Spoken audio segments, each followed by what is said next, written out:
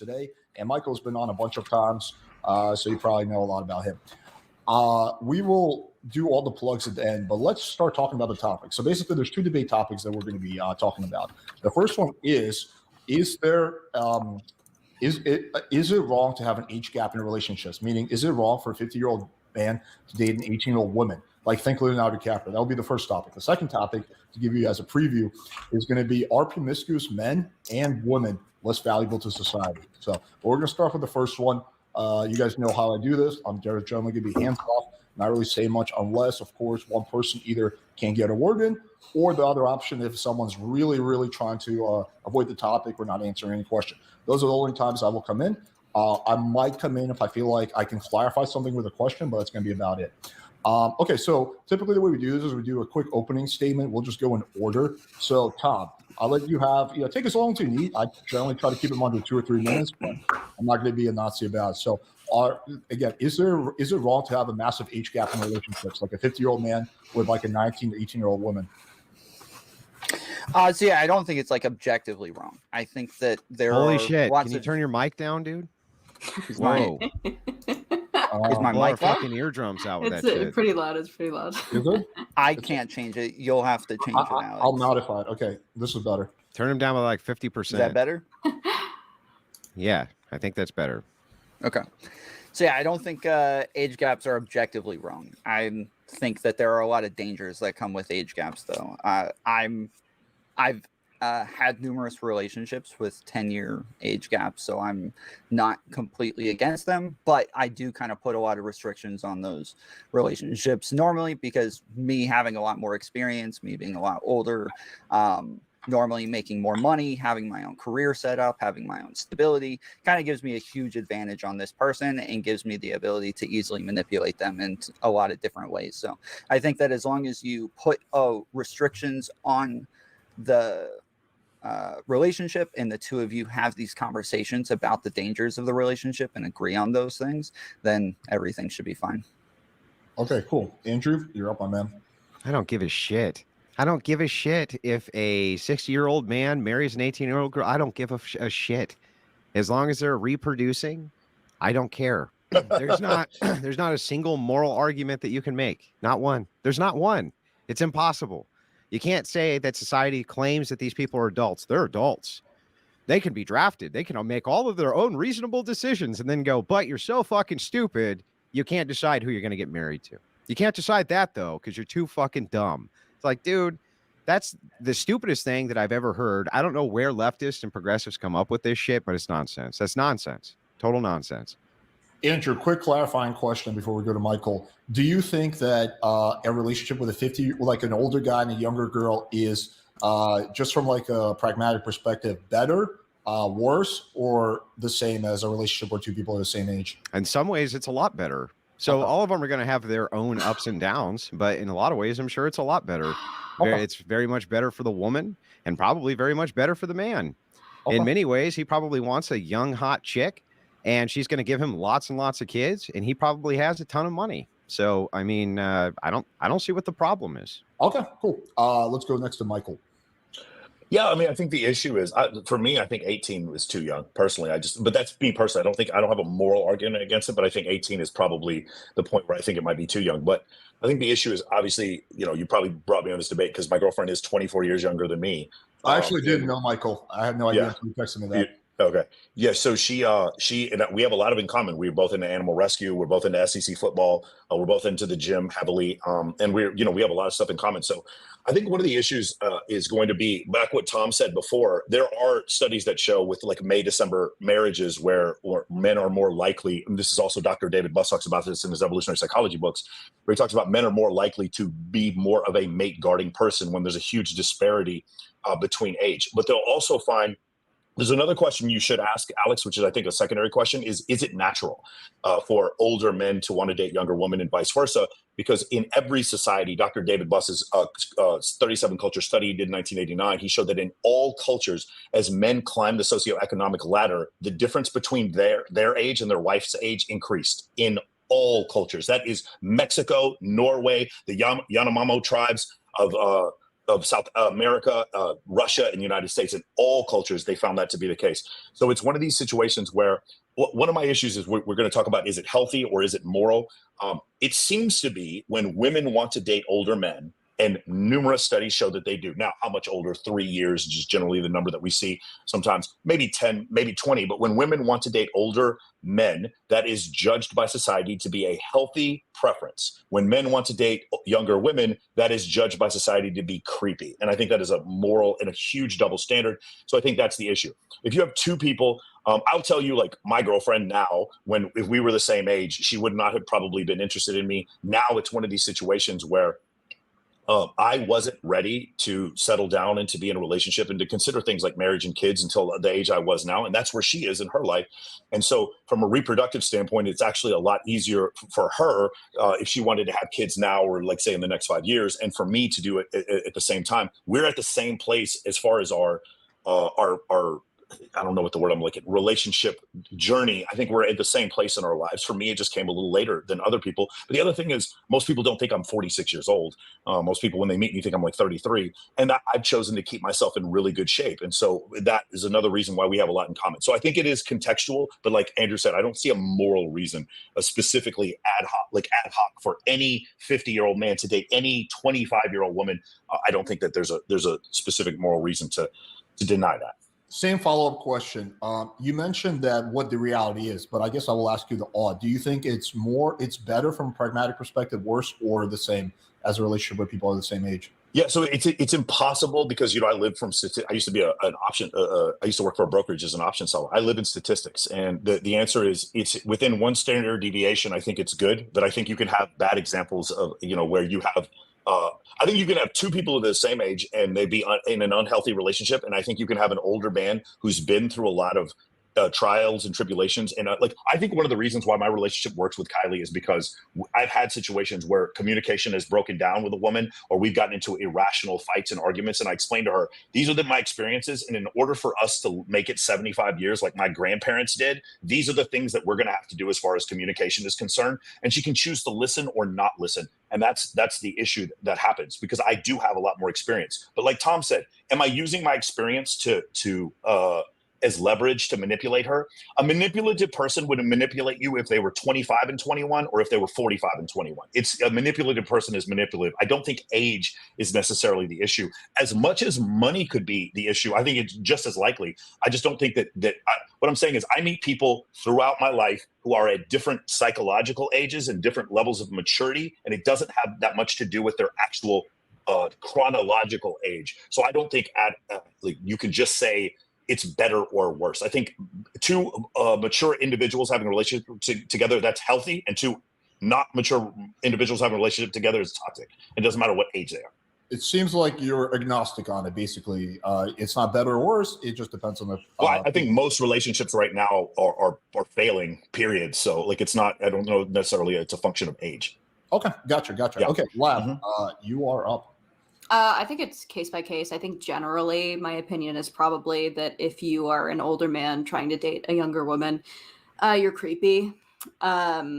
And I think the same thing with like an older woman trying to date a younger man. Like, I just think you're creepy. I think that the power differential, I mean, that's why I say case by case, right? Like if you're someone like a celebrity, like Billie Eilish dated a Jesse Rutherford, who's only like, I think 14 years older than her, but they're at about the same place in their career and make about the same amount of money and can't really, so that makes a little bit more sense to me. That's like less creepy and weird. I mean, I even feel my fiance is only 5 years older than me, and I can feel it. Like it's felt in the relationship, just like even with like funny videos or shows that we used to watch. And, we had the conversation earlier in our relationship, like he'd only ever dated women his same age or women older than him.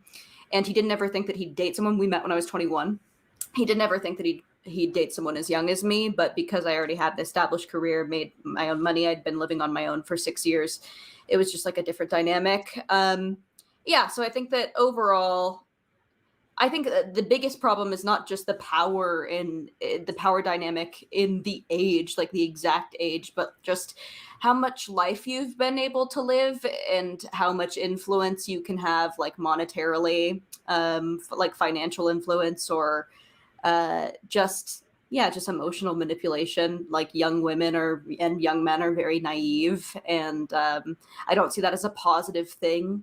Maybe, you know, people like Andrew probably think it's a positive thing to be able to lead your very naive woman who just follows you around, but I don't necessarily think that that's a positive thing. So Okay. Well, Leah, I'm curious. Wait, Michael, real quick before and then it'll be open panel. You can go first. So just to quickly sum it up for the chat. So it seems like, and you guys stop me if I'm wrong about your characterization, it seems like Andrew's saying from a pragmatic perspective, it's probably better. Michael and Tom are like, case by case, it's neutral, and Lav is saying, no, it's worse. So am I summing everyone's positions correctly? well, I think it's case by case, but I think generally. But you also think it's creepy. I think there should be a social stigma against it. Okay. So Yes. so that would be your the negative position. Okay, go ahead, Michael. Yeah, Lav. So my question is, from my experience when I deal with younger women, I don't find that it's them being manipulated more than I see them manipulating men. So that's why I kind of have an issue with this. Like, young, hot women are the ones being manipulated. I'm looking at a $6 billion industry of OnlyFans, and I'm not seeing it's the young, hot women that are being manipulated. I see them manipulating men. This is going to turn into a much bigger issue if you get me started on the OnlyFans thing, because when I see women sell themselves out and hoard themselves out to men, I think that they're victims. So I think that is disgusting. I think it's dysgenic. And I think that OnlyFans preys on young women who have terrible backgrounds. And yeah, sure, they're making money, but at the cost of what? Okay, right? but at the same time, well, let's completely throw OnlyFans out of it. Women going on dates with men, or like, for instance, dating apps. Women will do 6,000 left swipes before they swipe right once. They find 80% of men on dating apps to be unattractive, and there's several studies that show women are on there not even to date, just to get attention from men. My point is, going back to what I was saying before, from my experience, when I'm seeing 26% do you of men, think that we should teach women that getting attention from men is the end all be all, or do you think that that's something? Well, I mean, do you think that we should teach society genetics. that all of their morality is going to come from what you find creepy? From what you find creepy? Well, no, I find it creepy. I find it creepy. Thank God. Well, Lav finds it creepy. The debate's over, so we'll go. Why don't you make an actual argument for it? Make an argument against it. I'd like to hear one. What is it? What's the actual argument? If you have too much power, so if you've accumulated like a ton of wealth in your lifetime, then you can financially manipulate your young wife or girlfriend who barely makes any money. And now she's in a relationship where she can't leave because you make so much money, and she thinks that her life is made, and she puts up with so much more. That poor potentially woman. Abuse, That poor woman. That poor. Wait. That poor. Wait. Let me make sure I got this right. Let me make sure I got this right. The poor woman who was living behind a dumpster, who was elevated by the older man, and now feels like she can't leave because she has it. Let me finish. Because now she has it made in the shade. She just feels like, I can't leave anymore because my life is just too good from the crack shack that this guy elevated me out of. That if poor the woman. Only thing that matters is money, then sure, that absolutely stands. But if you want a partner who emotionally nourishes you, who sees you as an equal, and who's going to raise healthy and successful kids with you, that's not what you want. You don't want to give children to a man who's men do not want equals. If we wanted masculine, strong, tough, hey, no. Listen. If men wanted masculine, strong, tough women, they'd all be gay, Lav. I'm not talking about equal. And they don't want equals, Lav. We've talked about this before. They want submissive women, Lav. Equal dominion over the earth, not exactly equal in stature and ability. It's equal. We complete each other. We're yin and yang. Would you say you and your fiance are equals? Yeah, I think that we are equals. Okay. I don't want to. No, you took it personal. You can. Okay, isn't he like a CEO of a major company? Like you're, What are you doing? Like that? Well, I'm actually just starting a podcast this week. It's called Bloodbath. It's with a girl called Emily Wilson. Emily Saves America. First episode is going to come out next week. But I've created my own social media empire. I have amassed almost 1 million followers on social media. I took myself out of poverty, abject poverty. Now I mostly just like to be like a housewife because I don't want to work and I don't really have to work, but still, I make sure that the bills are paid, obviously with the money that, my fiance brings in, but I'm basically I run the house. I run the domestics. I make sure that everything is clean. Why is that not creepy? What do you mean? Well, I think that's creepy. Tell me why I'm wrong. It just makes me feel like it's icky. For what about? Why is that wrong? Just all of it. Just everything about it makes me. I guess feel you're icky. entitled to your own opinion, Andrew. Is that the extent of your argument too? That you just feel like it's icky? It's icky. If you do not have the IQ to understand something that I've already explained to you, I'm not going to sit here. You and try didn't to actually explain a times. moral argument. You said there was a power dynamic issue. I'm That's not a moral making argument. a moral argument. I'm making. Then a why did we logistics care? argument. If it's not an ought claim to morals, why should we care? You don't have to. Why should anybody take your ought seriously then? You don't have to. This is a fucking web show, Andrew. So nobody should take your ought claim seriously. Why should we take yours seriously? Well, because if I make a you're claim, waffling right now. if I make a claim and absolutely nobody can refute it with any type of moral imperative for why you ought not do that, then I think you should just accept Andrew, the claim. I already gave you my example, which is that if you can financially or emotionally manipulate your much younger partner based off of what you have amassed in your lifetime. Why is that wrong? Why is that wrong? I think abuse is typically wrong. That's not abuse. Okay. Why is that abuse? Well, I guess debate what over. you consider some weird form of what is the manipulation? What does that look like in this? And what is the manipulation? Like he's older and wiser, so he says you can have X amount of allowance per week. Let me put this into perspective. I do think the situation changes once you're married. So I think once you have a legal obligation to your partner, and that you guys are under law, I think that's why prenups are good. Now it's not creepy anymore because a state contract is involved. Now that there's a state contract, the creepiness is out the window, Lav. Yeah, I think that once you protect young women from powerful men, that's less creepy. How are they protected? By something like alimony. Oh, okay. So as long as your husband starts to get beat paid, you, as long as they get paid. If your husband starts to beat you and you haven't worked for 10 years because your man picked you up when you were 17, 18, and you know nothing else, and then suddenly you have nothing, you can't leave, you can't get an apartment because your husband or your boyfriend has all the finances. You're beholden to your own choices. That's terrible, Lav. So you think that women who are beat should stay? I don't think that. I think that is you're loading it now. Now you're changing the goalpost and saying now they're getting beaten. We're talking specifically. No, you said specifically this. What if she's dependent on his income?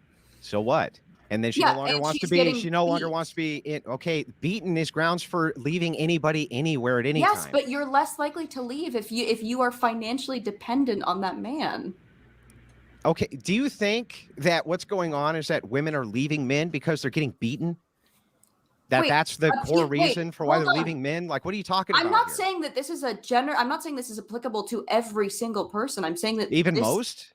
Is it even applicable to most Probably people? not. No, and probably I don't think every scenario is creepy. But I think also, first thing that I'm like, when a man is like, oh, I want like a young woman, I think that he wants someone that he can control. And that's sure. It's not because she's young and hot and he wants to have lots of sex with. That's not it. It's because he wants to control her. Not because men are attracted to. Hang on, Lav. Hang on. With a 26-year-old. Would you agree or disagree? Agree or disagree?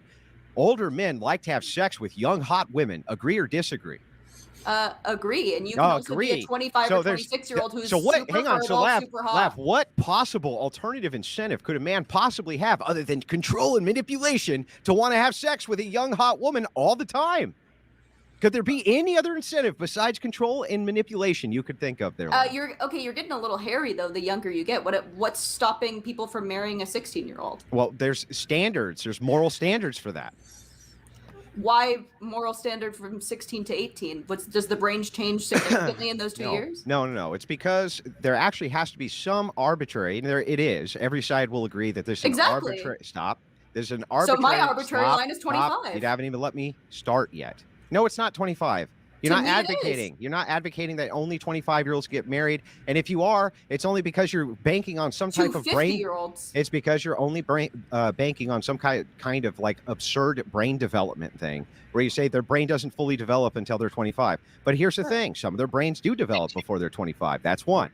Two, when you look at the brain itself, they don't get that much more intelligent between the ages of 20 and 25. And let's not They forget do this. between 18 and 25. Since there is this kind of arbitrary starting point, and it's once we establish that it's 18, it's not arbitrary anymore. There's a system in place. Now we're not talking about an arbitrary system. So why is it 18 then? It's 18 because we have to have a starting point. Okay, but why can't we just say it's 14? Some states, God help us, have said that. Okay, well, But why is there's that wrong? God help us, why is that wrong? There's By universal. your logic, why is that wrong? There's They universal. arbitrarily I just picked told you 14. there's universal moral agreement on this. So unless you're going to make the moral case that it should be lowered, because Okay, I'm so not. you're Unless you're going to make the moral case that it should be lowered. Stop. I'm saying it's moral that we have a starting point where the human female is at least to the point of full development, and that is, I think, arguably. No, I don't think you can be. You absolutely can. But in any case, if we start, it could be as young as 13. If we start there, Leah, can we come on your podcast? Hang on. Lav, are we going to make a moral? Are you going to make the moral argument that we should lower the age of consent? No, I think. Okay, well then their whole point's moot. No, let's also let moot. To me, it's not arbitrary at 25. We have Yes, let's also let proof that the brain is done developing at 25. Guys. Let's also let some of the other people get a word in because they've been silent for like literally 10 minutes, and then you can obviously ask this line of questioning after that. So yeah, Tom, Michael, do you want to add anything to this?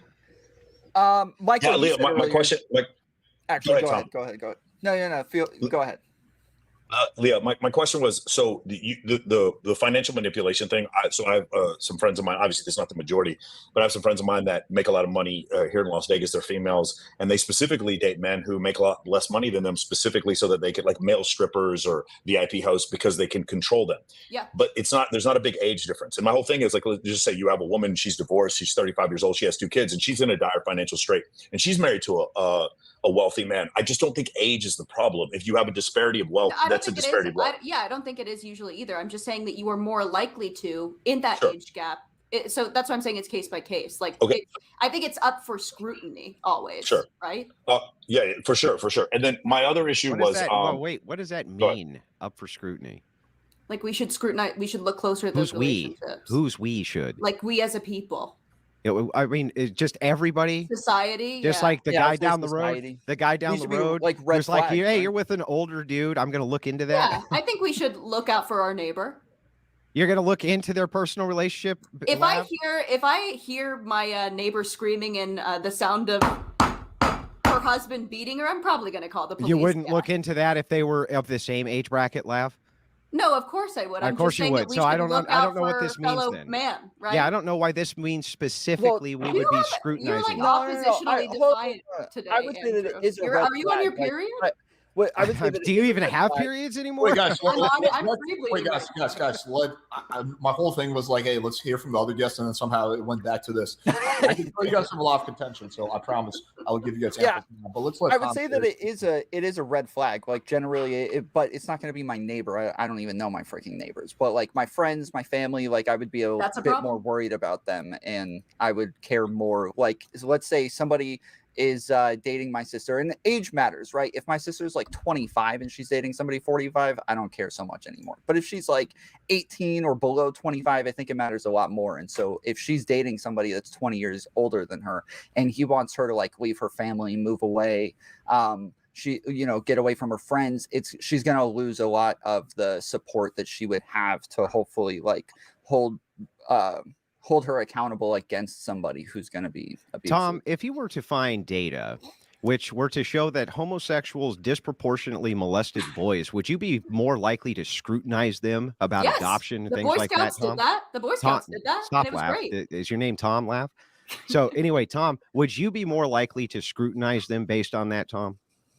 It depends on how big of a difference it is, but probably if it's it would be you would be looking at your neighbor who was a homosexual who adopted a kid and be like, I said I would not be looking at.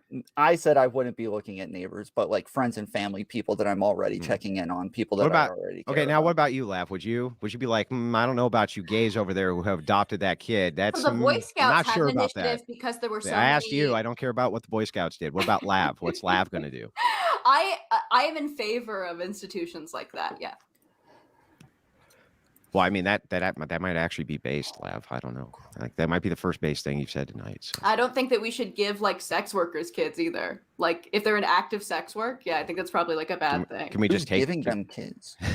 Yeah, like I don't think that people in the seed of the men they hump should be able to adopt. Right? Like people who are actively prostitutes probably also shouldn't be able to have like IVF. We should control society a little bit more. I think I'm a little more authoritarian. Wait, Lav, are you doing the eugenics thing now? Am I, dude? To say that it's eugenics to want a better society and to have children with people who you think will give better offspring, if that's sounds eugenics, sounds very ethno. That's not eugenics. Sounds very ethno nationalist to me. Eugenics would be literally I am looking at the genetic of a certain thing and saying, well, because this person has brown eyes instead of blue, I'm going to terminate the embryo. That's actual eugenics. Yes. Is that what you're in favor of? I realize that. No, I'm not in favor of that. But Andrew is he thinks that anyone who even just like is picky and choosy, women who are picky and choosy with who they give kids to, is like a problem. Oh, so you're just making shit up now, or? No, we've had this conversation before. When did I say in that conversation that any woman who picks and chooses who she wants to reproduce with is bad? I said if I remember correctly, I said you don't remember correctly because what you just said is absurd. I said the word dysgenic, and you were like, "Oh, you're a eugenicist now," and I was like, "I guess so." Oh, Leah, can I ask you a question real quick? What is the obviously? Okay, hang on, Michael. I can't let her get away with this. So don't let her get away with it. So, Lav, are you going to go ahead and correct the record that I never said that women shouldn't be able to choose who they reproduce with? Because that never came out. You don't think women are the sexual selectors? You had a problem with me saying that. No, women do control who gets to reproduce and who doesn't. You don't think they should?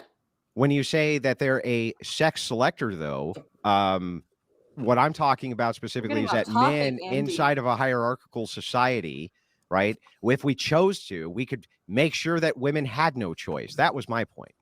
You are correct, Andrew. Thank you. I know I'm correct. What were you going to say, Michael?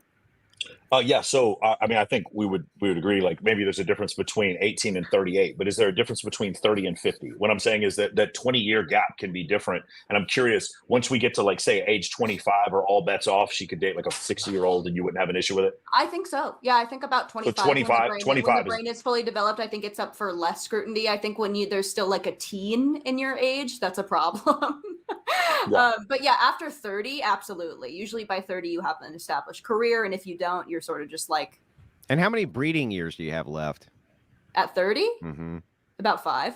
Yeah. And you think that that's healthy for a society that can't currently reproduce itself? So you're the eugenicist. So you're that's not eugenics. That would be the opposite of eugenics. You still get plenty of good eggs. That would be the opposite of eugenics. That would be projects. That would be progenic. For 5 years, you are still are giving very good quality eggs, and you're also probably way more apt to be a parent. And as more women have waited until they're in their 30s in order to start having children, what's happened to the reproduction rate inside of all Western nations, Lav? It drops below what you. It drops below replacement rates, not what I would like it to be, but just to replace you and the other person. So we won't get Social Security. No, it's not just that you won't get Social Security. We have a better offspring. But we have a better offspring. Laugh. North Korea and Japan, they won't be there. North Korea won't be there in 100 years. It's gone because they can't reproduce. Okay. Do you know what this does drastically to the human race? The U.S. becomes the biggest world power without any. Yeah. Do you know that the U.S. also is not reproducing? So what happens is you just have to bring in endless amounts of migrants to replace the population of the United States. Yeah. Endlessly. We could party with migrants. Yeah, but you're not listening to what I'm saying to you. If their reproduction rates go below replacement, our reproduction rates go below replacement, then human beings start to decrease as a population on planet Earth. That's a big problem, huge problem. No, and then the Earth heals. The Earth heals. Yes. You mean the people who are out there planting all of those trees because it's a continuous source of renewed energy, a source of renewal period? Housing costs would be way lower. Holy shit. No, they wouldn't. What would happen is you would just have a consolidation of land inside of the hands of very few people. That's what happened before. I want to redirect. That's what happened before, Lav. That's what feminism was trying to fight, Lav. It's trying to fight land barons and shit like that to stop the evil patriarchy from consolidating too much of that land because that's what they were doing. Okay, wait, real quick. I don't think that's a one-for-one, Hang on, please. So I want to bring back to the initial topic because right now we're talking about like replacement rate and like Yeah, future Andy's on projections. his period. So, hang on, I'm not trying to like blame someone. I'm just saying like a fact. So let's go back to the initial topic. Like again, I kind of let it go for a little bit because it seemed like it was relevant, but I feel like now it's just kind of going inside the engine. So anyway, whoever, let's also again give Tom and Michael a chance to get a few words in. Yeah, if they have any. Oh, come on, they come for blood, Alex, right? That is true. And I'm sitting here watching. I'm sitting here watching. No, I mean, I'm just trying to understand your argument. Now, here's the thing I will say that's refreshing about your argument, Leah, is that you are not a 37-year-old woman telling us that it's creepy. You're a younger woman telling us that it's creepy. I don't agree with you that it's creepy. One of the issues that I've seen, and maybe you'll agree with me on this, is that women who made really, really poor choices in their life, they get to an older age and then they're not being chosen by the men who previously chose them before, or they're getting to hang out with those men, even having sex with those men, but those men aren't choosing them for long-term relationships. And that bitterness then leads for them to go on TikTok and other social media platforms and say things like Leah, what's her name? Mia Khalifa said, older men who date younger women have a mental disorder, things like that. Do you understand what I'm saying? Everything Mia Khalifa's ever said is complete. I hope we put one of those witch cages on Mia Khalifa. For sure. But you understand what I'm saying? That there are some women in this space who might be saying what they're saying out of cope, out of the fact that they're just not getting chosen anymore. You understand what I'm saying? I mean, yeah, I think I have a problem with the whole. I don't think that men should be choosing women. I think that women should be choosing men, and we should stop having sex with men unless we're married, or at least engaged. At least engaged. And so then men can't choose us anymore. They just have to deal with it. They just have to deal with whether or not we choose to have sex with them and give them children. Lav, can you quickly clarify that, because it's an interesting point that you're making. What do you mean exactly when you say that women shouldn't be choosing men should be choosing, or something along the lines of that? I think women are the sexual selectors in society, and because we hold the key, we hold the portal to the other world in our wombs, and God has given us that bigger calling, or whoever you believe in, we have this bigger calling from the world, and men. I think that men are very useful in society. I think that they are protectors, but what they're protecting is the womb, essentially. What they're protecting is the feminine mystique in some way. And so, I think that women have more keen senses, smell, sight, even higher, stuff like that, to choose the best mate to give the best offspring. I'm still honestly a bit confused. So, like, would you then say that like a guy approaching a girl on the street, if she didn't give him like any choosing signals, is wrong? Or no? I think no, I don't think so at all. I think that you should try to, if there's like a hot girl, you should definitely try to talk to her. She's talking about power dynamics, Alex. It's up to a woman to decide whether or not to give you children. Yeah, she's saying that women are more powerful if they gatekeep sex and they gatekeep their womb, which is true. They become much more powerful in society. That's what she's saying. Okay. Right, Lav? Am I wrong? Yeah. Okay, cool. Anyway, Michael, you were saying something before that? No, I've just asked her a question, and that's I thought that was a little tangent. That was a little tangent, sorry. But Tom, is there any questions that you want to ask or build on? I guess one of the things is like I don't, Michael, you were saying earlier that like a manipulative person is going to be manipulative whether it's at like 21 or 41. I don't know that it even has to be purposefully manipulative, which is why I was talking about putting barriers on the relationship earlier. Like, I think that you are generally a lot more capable and ready to do a lot of things when you're older that younger people aren't, and you just might not be mindful of that. Like I just found like a moral grounding I didn't have when I was 21 years old. Like I was like, when I was Dr. Buss in his evolutionary psychology class. No, it wasn't Dr. Buss. It was a different evolutionary psychologist. Was asking the men in the class. It was like, hey, how many of you have ever lied to a woman and said that you're more willing to be in a relationship in order to have sex with them? And something like 73% of the men said yes. And then they asked the women, how many times have you been lied to in order for a man to try to have sex with you? Or I think the question was love bombed. And it was something like 89% of the women said that they had done something like that. I don't think it's a function of age. I think really attractive women, and a lot of times that has to do with youth, have the ability to manipulate every bit as much as a man with money, every bit as much. And as they are younger, may actually have more of an ability to manipulate and or more likely to, because they don't have the moral grounding at that point. Maybe they don't have children. Maybe they're just in a, like, I just know so many catch me outside. How about that type of like Danielle Bergoli type women who are just like, don't give a fuck in the first place. And they're just willing to go at it and do whatever they have to do to manipulate men and think that it's funny. So I just don't, my argument is,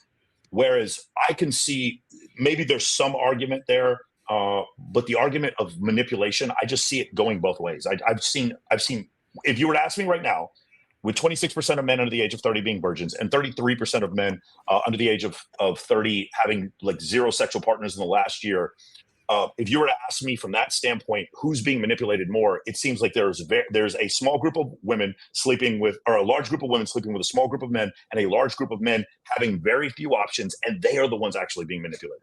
And while we could have a debate on whether or not OnlyFans is manipulating women, which we could definitely have that debate. The fact of the matter is, men are still paying for it. And so that shows to me a lack of abundance and a high level of desperation, which would allow them to be more easily manipulated. So that's why I just don't necessarily, I think that would make sense if men weren't creating the market for that. I think that would make sense if men weren't actively creating the market. Doesn't matter because a lot of women do not. I don't think that anyone. I mean, if you're a sex worker, your life is not good. Like, you're not happy. But women are providing the service. So I'm not going to argue about the sex workers. What does power mean? So, like, a comfortable life with, like, I don't know what power means in this case. Then, if sex workers or young sex workers have power over men, I don't mean sex workers. They want them. Like, I'm sorry. I meant to say just young, attractive women. I was using OnlyFans as a. Then what is power in this case? Because certainly not political power, certainly not financial power. So I don't sexual power, which can get a man to do a lot, admittedly. But truthfully, outside of that relationship dynamic, even in the world, a 40-year-old man has much more power generally than a 18-year-old woman. Immeasurably so.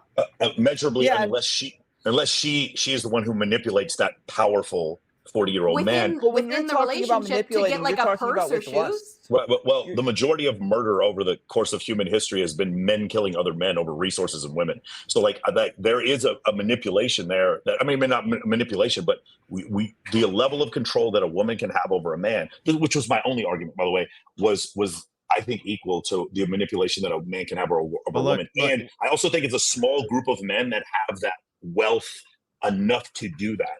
Whereas what Lav is saying is true, right? So what Lav is saying is that ultimately force or raw power stays with men. So the question really, I guess, ultimately for this becomes, without the simp, does the whore have any power? Does the prostitute have any power without the John? And the answer is no, they don't. I don't think so. I mean, with the John, they don't have any fucking power. It's a false sense of power. Well, I don't even think that it's lasting, though. Like, when we're talking about them manipulating with lust, thankfully men have post-nut clarity, so it's not very long-lasting. But on top of that, like, porn industry and all these other things. She wants to come on your show, Lav. Come on the show. No, wait, Tom. Yeah. In a virtuous society, men would recoil. They recoil in horror from those types of displays from women or from other men inside of virtue-based societies. It's literally revolting. Sure, to but them. I'm talking about from a pragmatic sense. This is a pragmatic sense. Most nations have decency laws. Most nations have decency laws where if a display like that is done, the population recoils in horror at the display. Michael, if you want to have your girlfriend weigh in, feel free. It's fine. No, she has to go. She's judging the bikini competition, ironically. So she has to actually leave.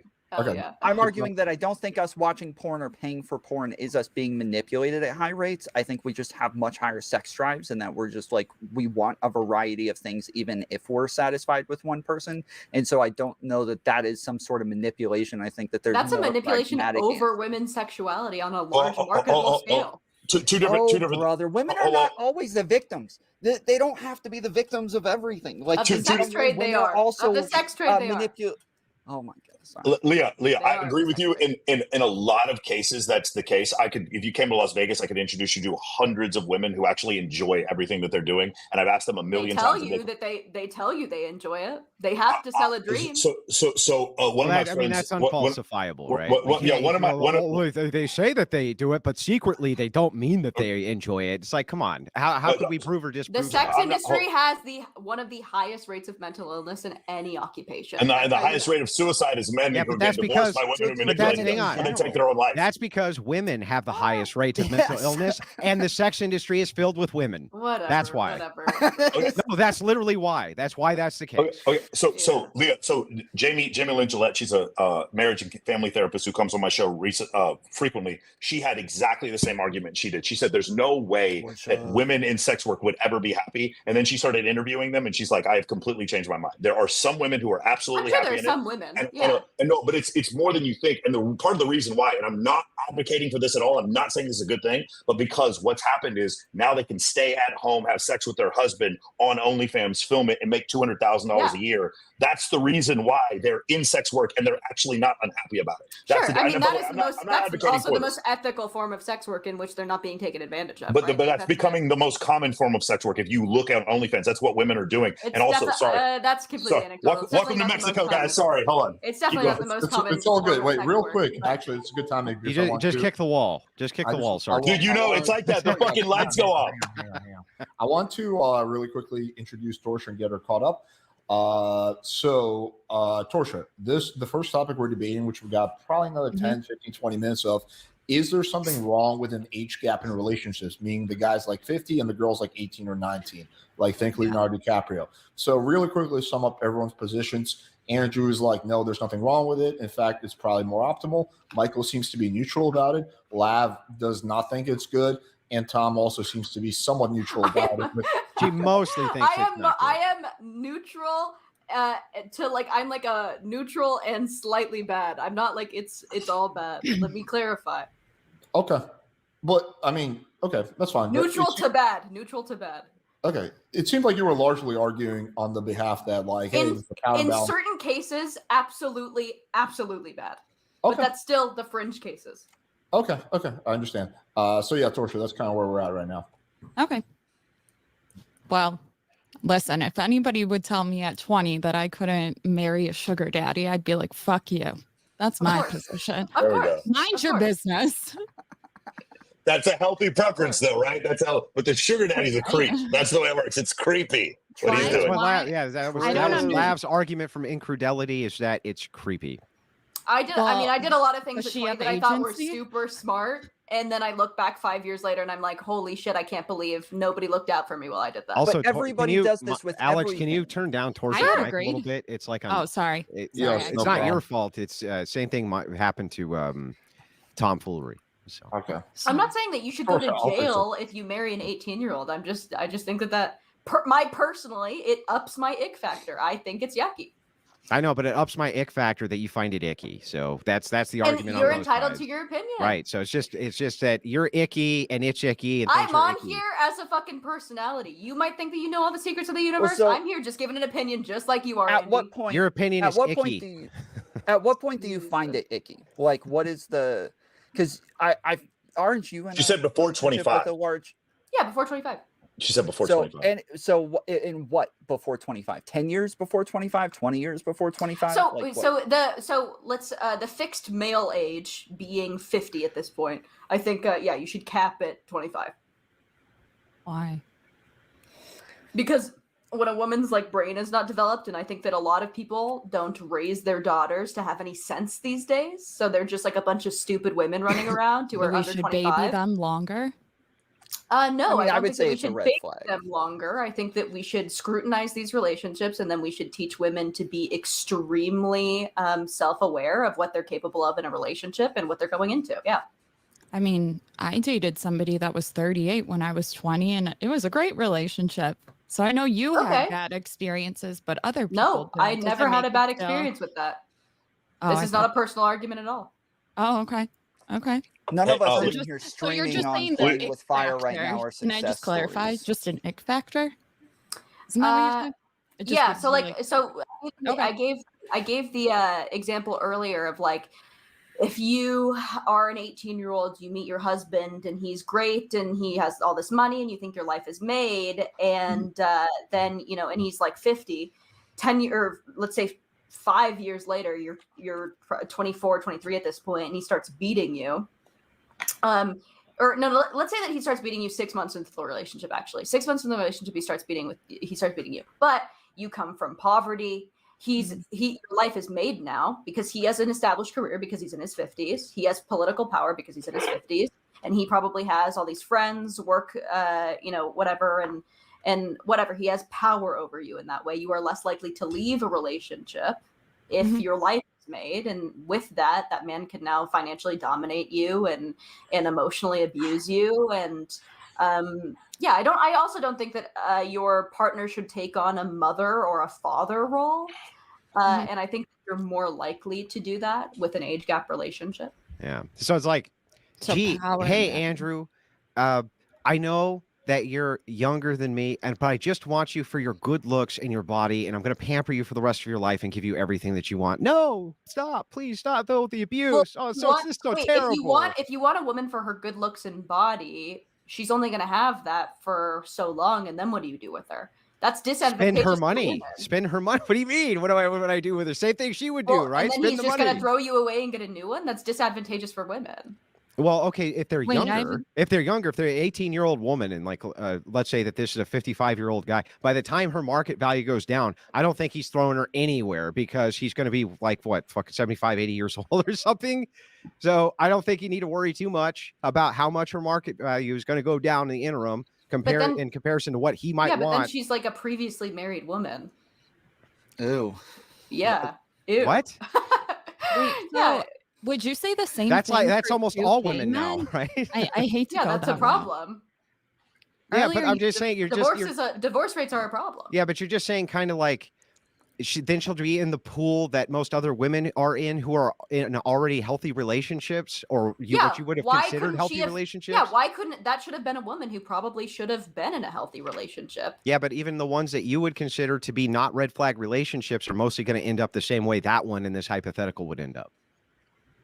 What? Divorced.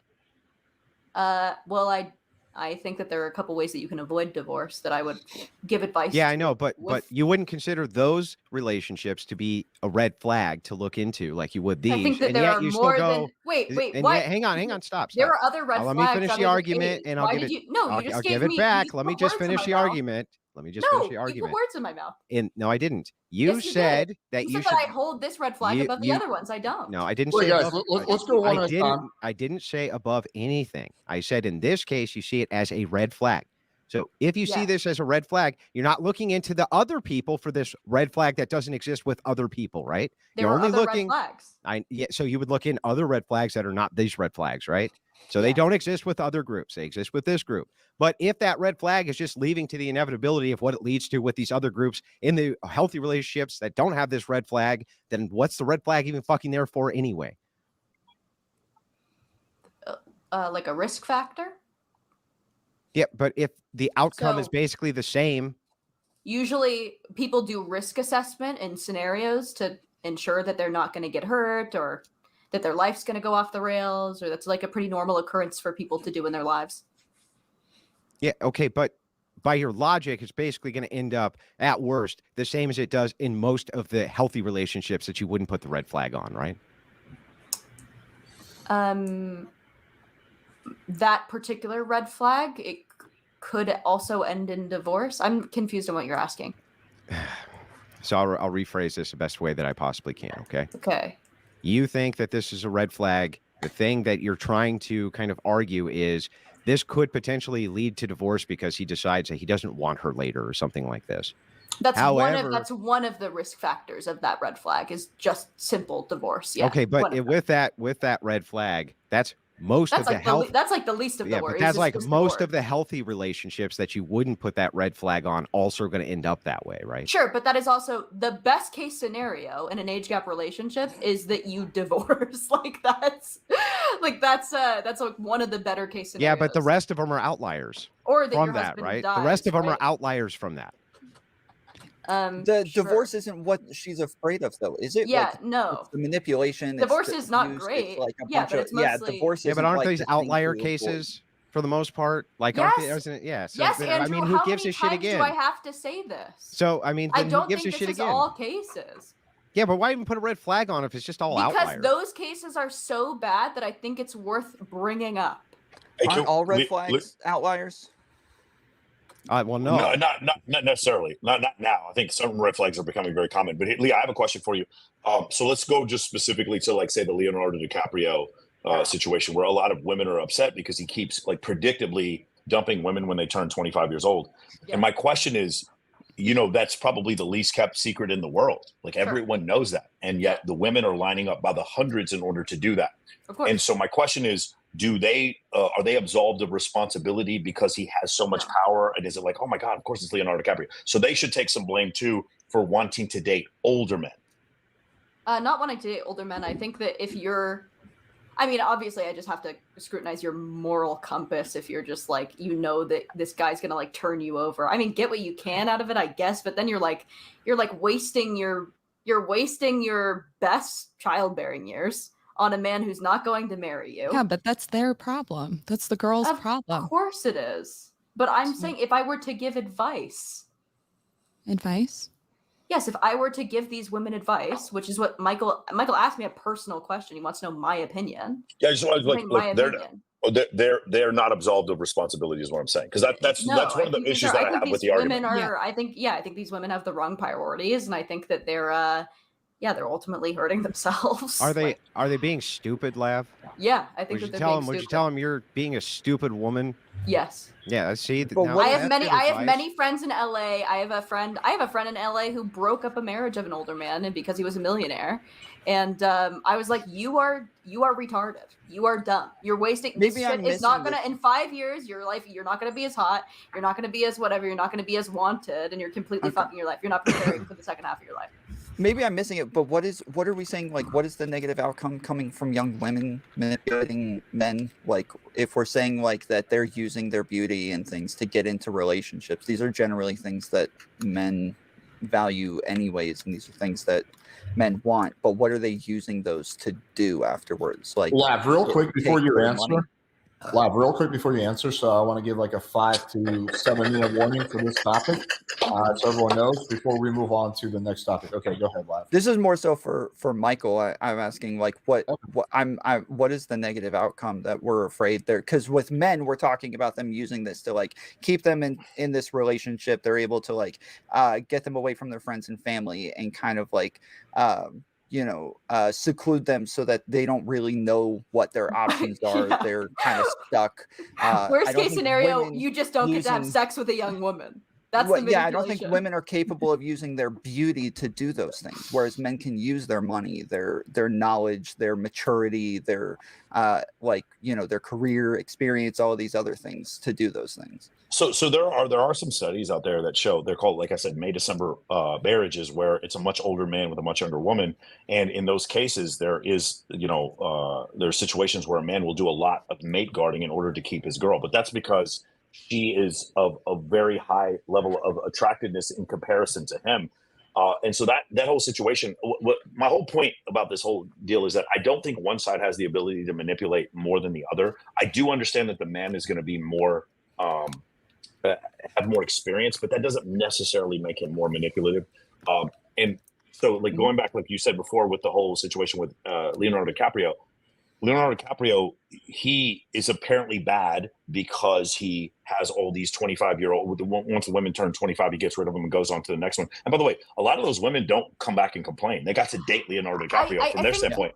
I think one of the biggest, a big scrutiny, at least of women or feminists who look at the Leonardo DiCaprio situation, is that we should, it is imperative that we influence men to settle down faster, to want families before they turn 50, right? Like, I think it is, it's vain, it's dysgenic, and it's sort of morally corrupt for a man to go his whole life using and turning out women and not creating a family. So that's like a Wait, is that your argument or the feminist argument? Well, That's your argument. I think that's like the inherent uncomfortable feeling of most women when they look at the Leonardo DiCaprio situation. Like, Got it. it is. What feminists are saying that? That goes against sexual liberation. You've talked, Andrew, I'm sure that you've talked to retarded feminists. I'm sure that you have talked to genuinely stupid feminists, and I'm sure that there are a lot of feminists who don't agree with the point that I just made. Lee, I don't even know if it's feminist. I think it's just older women who just don't like, because one of the things that happens is there's two parts here. One, we're going to look at what they call the Peter Pan syndrome, where a man continues to. See, here's the thing. You're looking at the 50-year-old man and his wealth, and you're like, oh, well, he should have just got married at 32. What if he wasn't wealthy at 32? I can tell you a lot of guys, they become more established later in life, and they had to work really hard to get to that, level of comfortability and wealth. And then all of a sudden they're like, you're selfish for not creating a family as soon as you can. When in reality, like during his early 20s, he had very few options with women. And now he has more because he's finally put on some muscle. He has some gray hair. Like he actually at some point in his life can afford a house, maybe 2 houses, maybe a car, things like that. He has some level of financial freedom. This is the first point in his life where he's actually turned into the 21-year-old hot girl. I don't think that that's the case with most women. Like Leonardo DiCaprio is actually not at his sexual prime. He's not the hottest he's ever been. He's not the richest he's ever been. So I think in a lot of cases, like with Andrew he Tate, probably is the richest he's ever been. It's a lot of, well, maybe now after the new Martin Scorsese movie as well. But, but like for most men, like you're sort of pointing out this dynamic in which like an incel finally becomes attractive. That happens far less frequently than a man who wants to enjoy his prime for as many years as possible. No, I think the incel is becoming the not the incel. Let's let me use the word incel because I don't like that from a statistical standpoint. Sure. The man who has very few sexual options for whatever reason, and that could actually be the very healthy guy who happens to be just an E3 in the U.S. Army and has been deployed several times. Sure. He has very few options with women. He's stationed at Fort Hood or he's stationed at No Hope Pope or someplace like that where there's just no women around, and then, or a guy who like works in an oil derrick in West Texas or one in Alaska. There's just no women around, so that's one section. He's not an incel, but he just doesn't have a lot of options with women, and he's stacking up his money for the part of his 20s and 30s, and then once he gets established and now he wants to go off and play the field, this is the first time for him to do it. I'll tell you, I wasn't married, but I was married to the federal government when I was a U.S. military officer, and that was a period of time in my life where normal traditional dating was not available to me because I lived in Wichita, Kansas, Altus, Oklahoma, and Warner Robins, Georgia. So because of those places, once I got out, now I'm 33 years old. I've got money saved up. I've got a GI Bill, and I'm a retired U.S. Air Force captain. And now I have these options that maybe, a lot of people like back at the church would have been like, why didn't you get married at 25, 26? Sure. I'm like, because I didn't get to see a hot woman for a long time. Absolutely. And I think that that's totally, and I think that most people, or at least I keep that in mind, that there are people like that. But also we have to talk about, there are people who come out of the military. You're more likely to beat your wife if you're in the military. So if we have all of these you're men, also more likely to beat your husband if you're a female in the military. I think what it is you're more likely to get cheated on if you're in the military. True. No, but if you have a job like that, or even even as a blue collar worker, you are more likely to beat your wife. So I think the 88% of the military would be blue collar. The enlisted would be blue collar workers. Yeah. But I'm also saying just like outside of the military, blue collar workers, cops, or construction, like you're more likely to beat your partner. So then, you add an age, and then you add you're dating an 18-year-old and your ex-military, and I don't think the military thing has anything to do with it. I think it's naive. I think that that's worth. I think that there's so many risk factors. This is not the only red flag. I think that if I experience you on a double date with your girlfriend and you're treating her well and she's very happy and I'm friends with her and she's not telling me that you're doing anything weird, no fucking problem. I don't care about your age. Lav, we're gonna make that happen. Lav. I don't care. At that point, I don't care about your age difference at all. And in fact, if you're taking care of her, it's very probably advantageous for both. I just feel like that just would apply to anybody, though. That's the whole problem. Yes, Andrew.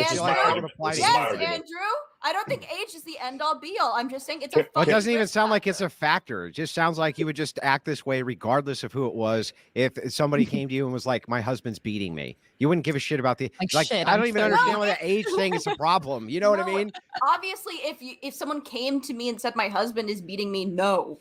But just from not knowing someone and looking at the relationship, I'm gonna feel anxious about it. Is all I'm saying. That just sounds like being a busybody, to be honest with you. And women are naturally that's feminine chaos, baby. Get used to it. Okay, so we're gonna move on to the next topic in a minute or two. But Lav, to be fair to what Andrew's saying, I'm also a little bit confused about your position.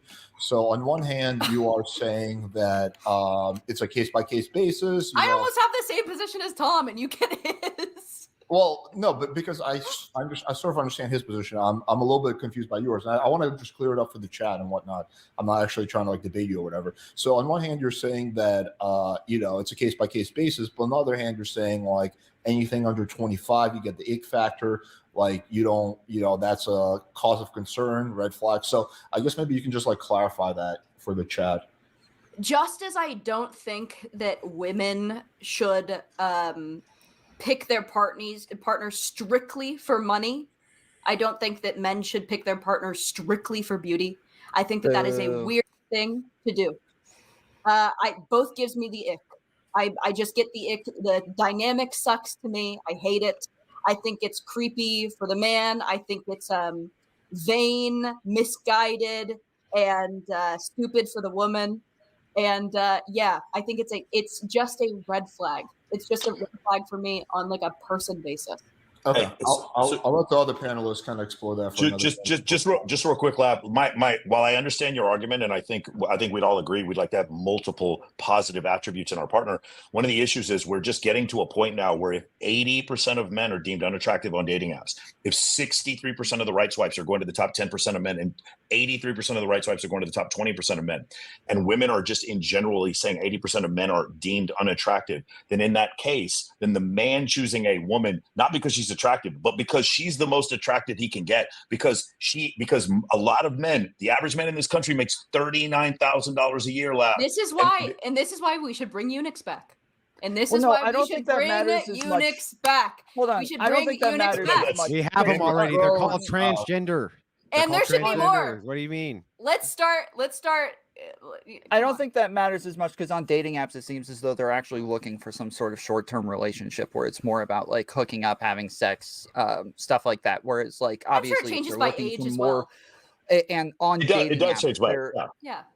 Whereas in person, Tom, if we meet people in person, looks don't matter nearly as much, and most people aren't getting into I think it does for relationships men. through dating apps. But like when you're talking men are- about, Right, I think women judge men differently in real life. That's what I'm saying. Is that they care I think they more judge about women. personality. I think, like as they get older, I agree with you. I think in the beginning, I like a lot of women do like men based on their physical appearance, but like physical attractiveness or attractiveness for men is contextual. But the thing about dating apps is it's not contextual. You're just looking at a photo of them, so you don't know what kind of status this person has unless you're looking at like an AP or a fucking Lamborghini behind him. You can't really tell that. So I understand what you're saying from that standpoint. But my point is, in general, there is a massive group of men that no one finds attractive, and they don't have the ability or the abundance to choose a woman that has multiple positive attributes. They don't have the ability to check anything. They should have. These men should have sex with. That's your prescription. Let's clip this one. But that's what they do have, right? Ugly men marry ugly women, and ugly women marry ugly men. Fat women marry fat men. I mean, this is the trend that I always see everywhere. It's the trend everybody seem sees. to be getting married at higher equally rates. yoked. Yeah. Okay. I have so much to add to what you guys are saying, but that would break my role as moderator. So can I ask camera? Can I ask one question to Lab real quick? Sure, You said something earlier about women wanting attention. So I come from an evolutionary psychology background, and the things that I'm confused. I just wanted some clarification on women wanting attention. So an attention structure where women want a lot of attention. Women admit to going on dating apps frequently and then have no intention of even dating, or if they do, it's like the ultimate like top 4.5% of men that women actually pursue. For the most part, they're just there to try to get a lot of attention. You believe that that's a cultural construct and not a genetic one? Well, it's hard to say about this specifically, because obviously in a world where with EvoPsych, in a world where men are the stronger, more prideful, bigger sex, women naturally will adhere to that because that is just like survival, right? So through that, they're like primal instinct, perhaps, like we have evolved for women to want to achieve power through any means necessary, that being the most accessible to women. right? Well, the most accept, yeah. So I'm just tell me if this argument's incorrect, but the argument would be that women recognizing that their physical appearance is very, very important to them throughout our evolutionary past. Them having that realization, then remember, we don't have a mirror 50,000 years ago. We don't have a mirror 20,000 years ago. Women, their only way that they can tell that they're attractive is by the reactions that they get from other men. Sure. Therefore, the cues of attention from other men would actually allow them to know, hey, I'm physically attractive and I have so they would get a dopamine or a serotonin release from getting attention from other men. Well, sure. Very similar. And men feel that as well. Well, yeah, but not to the same extent. Like, I don't really care if I'm like, most guys who are ugly, they're just like, I'm ugly and they just don't give a fuck about it. But like for men in this situation, not nearly to the extent. I know very few men that have had a nose job. Men's power in the world is which is why we don't care as much. But my point is the validation, the equivalent validation for men is not from their physical attractiveness or the attention they get, but it's from sexual validation. And so because men, they get their validation from a woman through the sex she is willing to have with him. Women, on the other hand, get the validation from men from the amount of attention that she gets, and she can get attention from multiple men at the same time. And my only argument was that is genetic. Like it has nothing to do with culture or patriarchy. I hate to kind of interrupt because it seems like you guys have a discussion, but we do got to move on to the next topic. I'll give everyone like maybe a 45 second to a minute closing statement so you can get your final thoughts in on this, and then we're going to move on to the next topic. Okay, let's just go in the same order. Tom, you're up. Yeah, I like same thing I stated earlier, but I would like to add that I don't care as much about like age gaps for short-term dating. If you're just hooking up with somebody, it could be that Leonardo DiCaprio is straight up telling these people, hey, I'm not interested in a marriage. I'm not interested in anything long-term. I just want to date hot chicks, have sex, and move on. There's not really like a manipulative factor there as much because he's not supposed to like take care of them for the rest of their lives, or he's not planning on putting a baby in them and raising children together, or like it's not something that is hoped to be forever after that. So I don't think that the manipulation is there as much, and I don't really care about short-term relationships. The red flags only show up in long-term dating where you feel like you need to stay in that relationship for some reason. Okay, cool. Andrew? Yeah, I just don't feel like we established anything, right? Just nothing. So there wasn't any arguments given against the age gap that were of any moral imperative of any kind. We have established that older men like to have sex with young, hot women. I'm sure that strikes us all as being incredible information that nobody knew anything about. And that some young women like to marry sugar daddies and be pampered, right? Striking. I know it's society changing. Everybody's going to walk away from this with a completely newfound set of eyes on the topic. On top of that, we established that the only thing that's really wrong with this is that busybodies like Lav will stick their nose in it for no particularly good reason because she thinks there might be some red flags. It's my nurturing motherly instinct. Even though there's nothing actually. My closing statement, Lav. My closing statement, Lav. My closing statement, Lav. You'll get yours, I promise.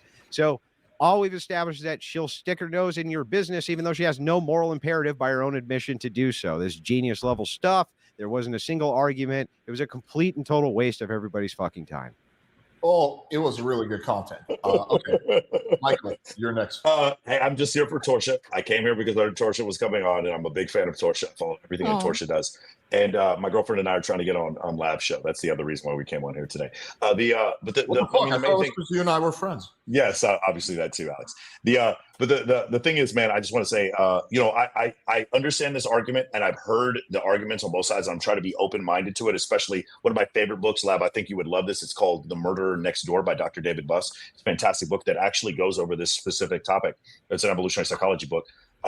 And in doing that, I grant it. But the thing is, being in a relationship like I am now, where my girlfriend's 24 years younger than me, I can tell you she is at a much higher level of maturity than I was when I was 21. And I have, because I've been able to keep myself in shape, and because I still work in things like nightlife, military, and I still host events. You weren't an adult until last year. Well, yeah, I mean that's partly it, but I also still like I host pageants. Like I'm here emceeing a bikini pageant with like 70 girls. Like I don't live the normal life of a 46-year-old man. So I think that kind of makes it. Huh? What'd you say? It said you're a sex trafficker. I'm a sex trafficker. There we go. Awesome. Shut up. Hold on. Hey, Leo, when you come judge my bikini competition in Vegas, I want to do this. I don't think I will. You won't? Okay. I would love to have you come. The girls would love you. No. Okay. Okay. Anyway, Lav, your closing statement. I think that we ought to tell women to prepare for the second half of their life, and it's disadvantageous for them to enter a relationship like this. And I think that we should also socially try to point men into a direction to have families younger and to not just behave primally off of what they want to have sex with because they want to have sex with young women. I think that men ought to show a little more restraint. So. Okay, cool. Torshaa? I guess like if we actually wanted to change anything that women do, or like if women are getting into these relationships with older men, they would have to stop giving status to things like money. And I just don't really see that happening. I was open to changing my opinion. But no, I keep my same thing with mind your business, and I'm going to marry my sugar daddy at 20. So yeah. Okay. Well, he can pay for the Lyme test, so you'll have no issue there. Hell yeah. Okay. Anyway, let's move on to the next topic at hand, which is are promiscuous men and women. So it's both. We're talking about both. You can separate them. You can say one or the other or both. Less valuable to society. So once again, are promiscuous men and women less valuable to society? Let's reverse the order since we started with Tom. So let's just flip it on its head and go with Torshaa first. Okay. So are women, can you hear me? I just messed with this. Sorry. Yeah, sure. You're good. You're 100% good. Yeah, I think that promiscuous men and women are useless. So they're just not going to procreate anyway. So what are they doing? They're really useless. I don't know. Okay. So promiscuous and they procreate. So Torshaa, hell yeah, keep them then. I want to clarify. You would argue they are indeed less valuable to society, right? Yeah. Okay, cool. Let's go next to Lav. Yes, I think that they are less valuable in the sense that, yeah, like they're going to procreate less and they're probably going to have a lower quality of children. Okay, interesting. I actually did not expect you to take that position at all. What do you mean?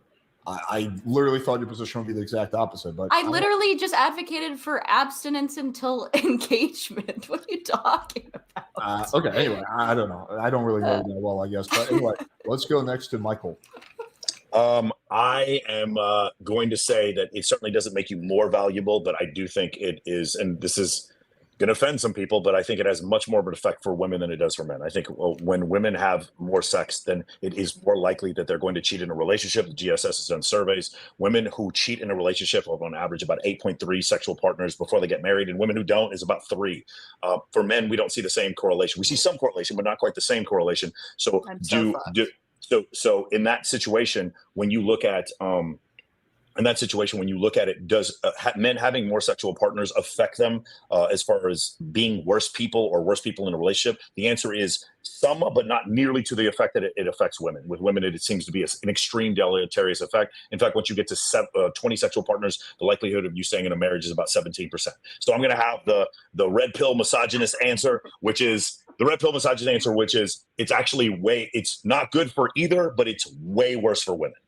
Michael, I want to really quickly clarify your position. So, for example, like I know Myron says that, like, hey, you shouldn't even bother getting into a relationship until you sleep with at least 50 girls, so you have the experience. Would you agree or disagree with that statement? You need to have some experience. 50, like I think one of the reasons why Myron said 50 is because in Miami, 50 is like normal for a dude who goes out a lot. A guy in Wichita, Kansas, 50 is asking a lot. A guy who lives in Waco, Texas, 50 is actually asking a lot. So I don't know if that number is necessary. I do think men need experience. I do think men need to be able to just determine whether or not a woman is a red flag or not. Does he need to have sex with all of them? No, I don't think he does. I think you can get a lot of experience understanding how women are from dating and not necessarily having sex with all of them. But at the same time, do I think a man who's been with 50 women is less likely to be in a marriage? I don't think that's the case. I don't think it's less likely for him to be faithful. And I don't think it ruins him as a man, but I don't necessarily recommend you all go sleep with 50 women. Okay, just one more clarification question. So obviously 50 is like an arbitrary number, but you were saying that you do think a man should have some experience with women before settling down, which by the way is my position as well. So then for men, you would say it's like a slight positive as long as they don't take it too far. Yeah, so that's the other thing. They show happiness in a relationship. Again, same GSS survey. And actually, once men get above 10 sexual partners, they're actually happier in a relationship. When women get above 11 or 10 or 11, their happiness in a relationship starts to plummet. So my point is that there seems to be, for some reason, a very deleterious effect on women when they have multiple sexual partners that doesn't seem to happen for men. The example that I like to give sometimes is the concept of, if a man literally had to have sex with 17 women in order to save his life, he'd do it and probably wouldn't think about it a week later. If a woman had to have sex with 17 men in order to save her life, that would be a very traumatic experience that she probably hold with her for the rest of her life. That's the difference. Our psychology is different. And I think because of that, when men have multiple sexual partners, from every survey that I've seen, and not one of them has gone in the opposite direction, shown a neutral correlation or a negative correlation. Every single one that I've seen shows that as men have more sexual partners, it does not seem to affect them nearly to the extent that it affects women in a relationship. Okay, Well, I understand. Let's go next. study Wait, that- Lav. We're doing opening statements. It's Just- Tori. It's not Lav. Oh shit! Sorry, my bad. I'm like so out of it.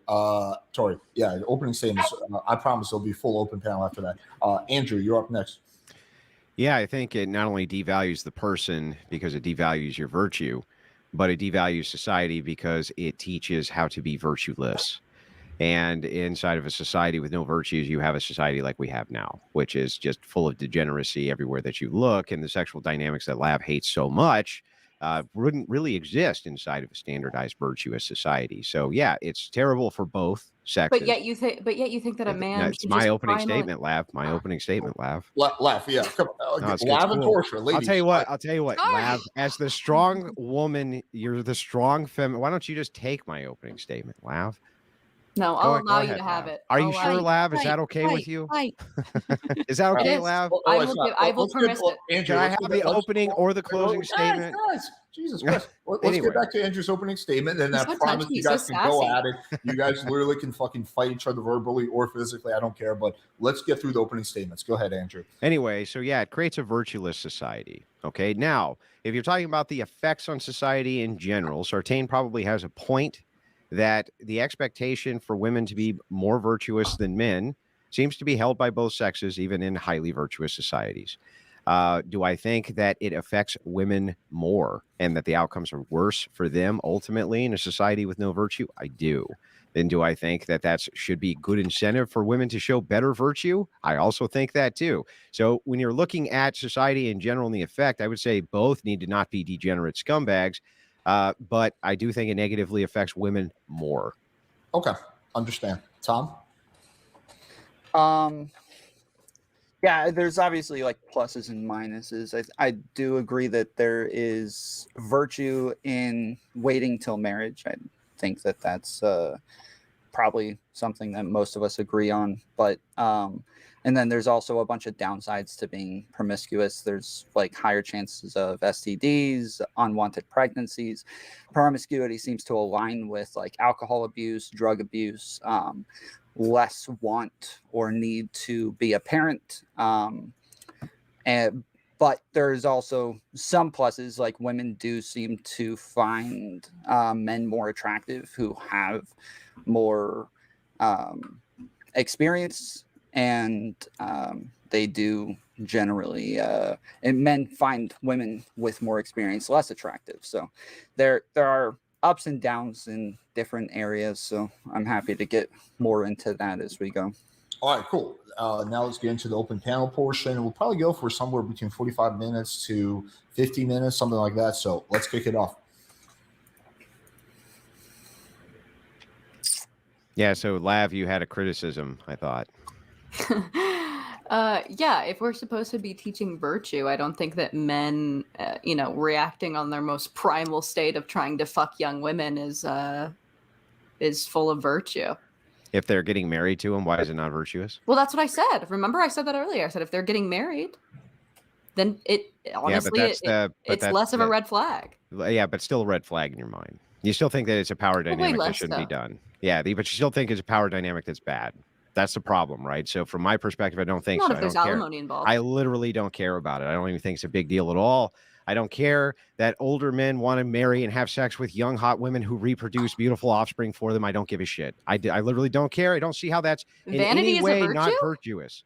Vanity is a virtue. How's that Since when? vanity? How's that vanity to want to have strong, Why would you not want to? Why would you good-looking not want offspring to that will have then- sex and procreate with women who you think would be good mothers?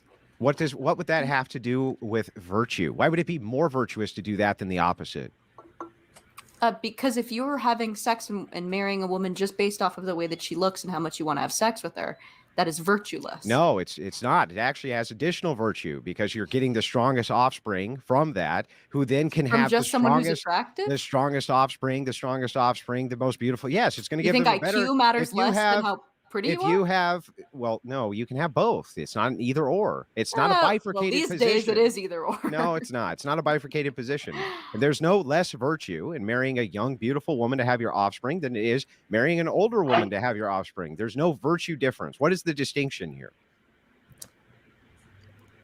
Well, the only positive you brought up in an old man marrying a young woman is that he gets to have sex with like a hot young woman. No, that's not the only virtue I brought up. She's going to be able to produce many times more offspring, which is why when you said women have to wait when they're in their 30s, how many years? You said 5. At 18, it's many times more than that. The highest value that he has is reproduction. So your values are just reproduction. Just No, as that's many kids as possible. not only, but yes, reproduction is a big one, and it's more virtuous to have more children, more offspring. Yes, there's more virtue in that. Why wouldn't there be? That's you taking more of your resources to take care of more human beings, perpetuating the human race, allowing for those human beings to then go on and have even more offspring, perpetuate the human race. There can't even be virtue absent humans. Yes, it's a very virtuous act to have many children with women who are capable of doing it. Strong, healthy, very virtuous action. What is the alternative? A 25-year-old can pump out a ton of kids and also also be way better equipped for parenthood. Well, no, maybe not. The thing is that generally, show me how there would be a virtuous delineation there. I'm not saying that he can't marry a 25-year-old. I'm just also saying he can't marry an 18-year-old. They're just slightly less young and hot at 25. Okay, but at 25, then you're doing away with vanity. So if all we're doing here is just going off of like kind of the quibbling theories of, well, she might be able to have X amount of children, fine, then let's quibble about it. The 18-year-old still probably is going to be able to have more, right? Potentially, yeah. Yeah, so probably. So again, if you're going to nitpick on the virtues, but she's going to be. But I think generally she's also going to be a worse mother. Based on the like modern day society, like what women are doing at 18, and also just your brain's not fully formed. You're more likely to get overwhelmed. You haven't learned all the lessons that you probably should. You're also probably far more likely to have a lot more money with an older man who has all kinds of in-house care for you to help you take care of the children, and the children probably going to have a much better future. And it's not in every case. It's really hard to delineate virtue this way. But then you're like a cow. Like as soon as you hit your maturity, you're just rolling them out. Well, unlike you, Lav, I think that a virtuous society, you might think of women are cattle, but women have to reproduce the next generation of human beings, don't they? Yeah. Okay, yeah. so I think they can do that at 25. Yeah, and they can also do it at 18. I think that they shouldn't. Yeah, you think they shouldn't now?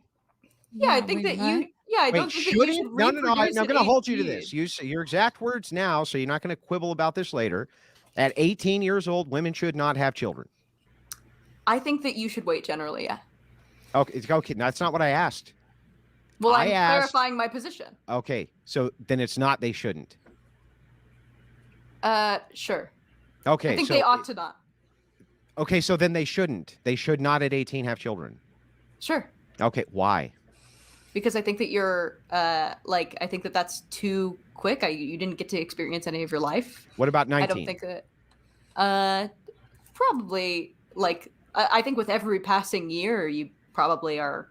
I would but should 19-year-olds have children? Probably not. They're teenagers. Just no or yes? Probably not. They're teenagers. I don't know what probably not means. then you have a problem. You should go back to school. The problem is I probably don't, right? I probably don't have a problem. Whatever that means. Yes or no, should they or shouldn't they laugh? I'm in the middle. I'm in a gray area, but I'm leaning towards no. You're leaning towards no. So that just means that whatever I come up with as an example, you'll use a qualifier and say that's fine. Some people don't have extreme ideas. That's not an extreme idea. It's a law of excluded middle. No, See, you want me to pick you want me to pick a black or a white, and I'm not. Lav, would you say most of the time they shouldn't? Yeah, most of the time they shouldn't. Okay. Most of the time, 18-year-olds and 19-year-olds should not. And are you basing this on their body's physiology? I mean, sometimes, yeah. Well, what does that mean? In the most case, are you basing that on the physiology as your primary case? Okay, good. I didn't think you did. So we can rule that out. So the only thing you're actually basing it on. Thank you for taking this really slow. Still, the only thing that you're actually basing this on is power dynamics, ultimately, right? Power dynamics, but also just quality of life. Quality of life for whom? For women. And what about the quality of life for the man who marries her? Well, I guess I still thought that we were talking about age gaps a little bit. Yeah, we are. I also let me talk. We are talking about it. I asked you a question. What about the quality of the life of the man who marries her? Guys, well, he got to live this is an important distinction. This is an important distinction. So he gets to be a person for 50 years, and a woman gets to be a person for like 1 year. Because she's putting more weight on the woman than she is the man. Okay, that's why I want to know the distinction. Well, no, at 50 you've already experienced. So what? Okay. Yeah, so what? I have to mute both of you for a second. Okay, guys, we are getting off track. I will let this go for another 2 minutes because it seems like this is an important topic, as Andrew says, but we are literally debating the previous topic right now. So I do want to bring it back and also want to give all the other people a chance to talk, Tom, Torshaa, and Michael. But like I said, I'll let this run for another minute or two. Go ahead. Yeah, so I want to know why we are giving more moral weight. We also all agree with that. We all agree. So we don't agree. No, we don't. We don't agree. No, we all agree that people who are promiscuous are less valuable. We all agreed. Yeah. Okay. Maybe. But anyway, back to this. I'm just asking. Makes sense for us to move. Yeah. Okay. Got you. So I'm asking this question. Why do you put more weight on the woman and the value of the woman?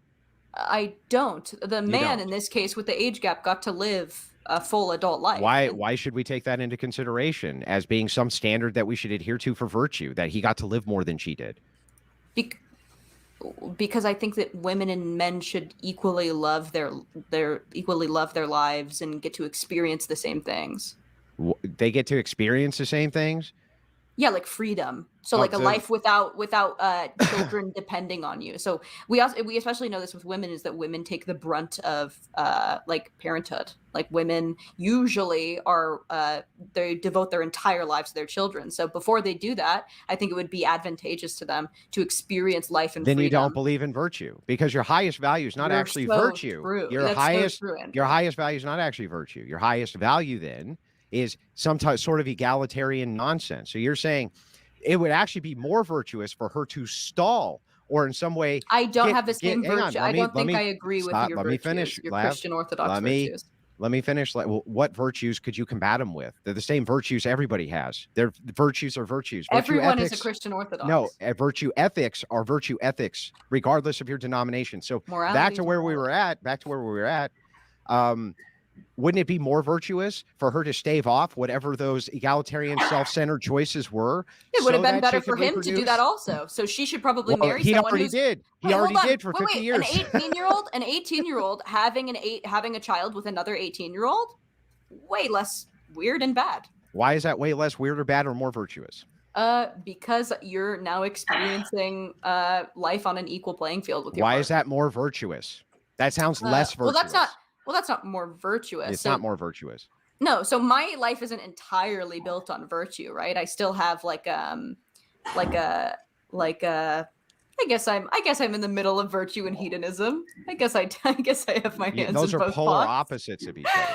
Yeah, no kidding. Utility. The duality of man, Andrew. Utility and virtues don't even mix. They don't even mix unless you see virtue as just utility. I guess you could do that. I like to live in a gray area. And I think that most people do live in a gray area. You have a very extreme life to most people, to most Americans. You said you started this argument by saying, how is this more virtuous? Or this is less virtuous, in fact. You said less virtuous because of some freedom doctrine. And then we ended up with you admitting, no, actually, the freedom doctrine would be less virtuous. And so the question becomes, should we go with egalitarianism, Lav, or should we go with virtue?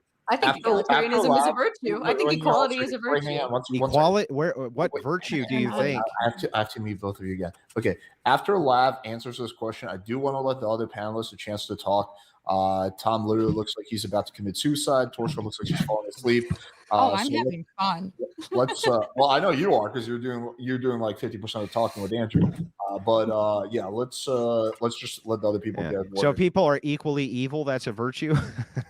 Okay, now let's let Lav answer, and then we will. Yes, Andrew, that's exactly what I mean. Thank you. I would say a weird thing is that even if we think waiting till marriage or waiting at all is virtuous, society overall is going to like promote sexuality one way or the other. And this is how we kind of end up with a lot of incels, is that if they did wait until marriage or even wanted to wait, they would end up getting kind of persecuted for it over time. And then most of the time they're going to change their mind. Even like religious people most of the time end up changing their minds and don't end up waiting till marriage and end up having sex well before marriage. There has to be like a total societal overhaul, and that's not going to happen when people go through puberty and their hormones are raging and they're in high school, which is the most like social time of their entire life, and there's babes all around them. That's it's never going to happen. But I was going to ask Andrew, I guess your answer would be like put God back into schools, or what? Like, how would we actually go towards those virtues? By recapturing institutions at the political level and moving towards a virtue-driven society like we used to. Re-education camps. Re-education camps. You're talking about the church recapturing. Yes. Leah, you did want to snitch on your friends whenever they were having a relationship that was out of balance. That was a red flag. You're talking about like re-education camps. I'm pro re-education. When you're talking about, he's one part of the Lubyanka and you're the other part of the Lubyanka. When you're talking about, Tom, when you're talking about virtues, especially, yes, of course, I want there to be all sorts of state propaganda for virtues. Why wouldn't I want that? Of course I do. Of course I want there to be decency laws, public decency laws. Yes, I don't want homosexual parades to go in the middle of the street where they're dressed like gimps doing sex acts in the middle of the street. I know it's terrible. It's like over the top evil fascism to want that. But I tend to think that most human beings not only agree with me, but when you're talking about virtues themselves, what would be the counter to them? It's this nonsensical egalitarianism. It just says, it's just some bizarre doctrine that says all of us should not only have equal access, but equal outcomes. And that's what actually Lav was saying. She was like, this woman deserves to have the equal outcome as the man. That's basically what her argument is. That's not virtuous. And also, it's stupid. It doesn't even make sense. On its face, doesn't make sense. True. They're not going to have equal outcomes. That's nuts. Well, we would want something proportionate to some level in order for them to have any sort of autonomy. We kind of make these general declarative statements of like, we would want. I clearly don't want that. So we clearly don't want that. So how could they have any sense of autonomy without them having No, you don't realize, Tom, they shouldn't. Proportionate. They shouldn't have autonomy. I didn't hear the question, Tom. Why? So yeah, she's saying that you wouldn't want women to have autonomy. I'm asking, how could women have autonomy in these relationships if they don't have? No, it's actually within my. Actually, it's me. It's me who is giving more autonomy than you are. I'm not vilifying the 18-year-old for doing this. I'm not saying that the 18-year-old woman shouldn't be able to marry who she wants. I'm not saying that the 18-year-old can't do these things. You're taking away the autonomy by saying that you busybodies are going to get all up in her fucking business and make sure to fuck with her life because you find it icky. It's fucking icky. It's icky. We got to get involved in that shit because it's icky. You hate that I have an opinion. How can you make the argument that hold my opinion I'm influencing the autonomy? Andrew? Just let it slide. Why do you think I'm a silly little girl? Yeah, I'm talking to Tom. Tom, why do you think it is I would be the one in this situation removing autonomy? That would be the opposite. Well, I don't want to go back to age gaps, so You must. I You don't must. want to go back to age gaps. Obviously, I mean, even if we're just talking about promiscuity, like somebody having more experience is going to make them like give them more options, let them understand what their options are, let them know better what it is that they're looking for, whereas like having no experience is kind So of you're putting a restraint on it, which is actually limiting autonomy, whereas I'm not. I'm not limiting the autonomy of the 18-year-old female What to choose restraint am I who putting it is. on You're things? saying that should be at least society-wide, at least discouraged to have these types of age gaps. That's actually restricting autonomy in a way I'm not even I was talking making about a proposition promiscuity. for. I don't want to go back to age gaps. Okay, I fine. was talking about promiscuity. Like, So do we weigh a man's wants over a woman's wants? Like if a man wants to have like attractive children, like hot attractive children. How would you be weighing his wants over hers? Well, we value men having more attractive children with young women, but we don't value women living their life before having those children. I'm saying that if the woman chooses to marry the older man in this particular case, what is the problem go there? back to age gaps. What you're saying here actually makes no sense. It's idiotic. You're saying to me, wait a second, Andrew, you're not willing to limit them, and I am. I have a but problem. Andrew, Well, you're I have affecting their autonomy, and I'm not. Well, no, I think that the divorce rate is often due to people going into relationships uninformed or going into motherhood uninformed. A lot of people who have children very young and get married young, it'll go one of two ways. They either love it and stay with it and it's their life forever, or women and men become very unhappy with their circumstances. A lot of women divorce men because they're like, I don't want this for myself. I didn't get to live my life. I've only been a daughter. And then after a daughter, I was directly a mother. I never got to be me. And that creates a lot of problems in relationships.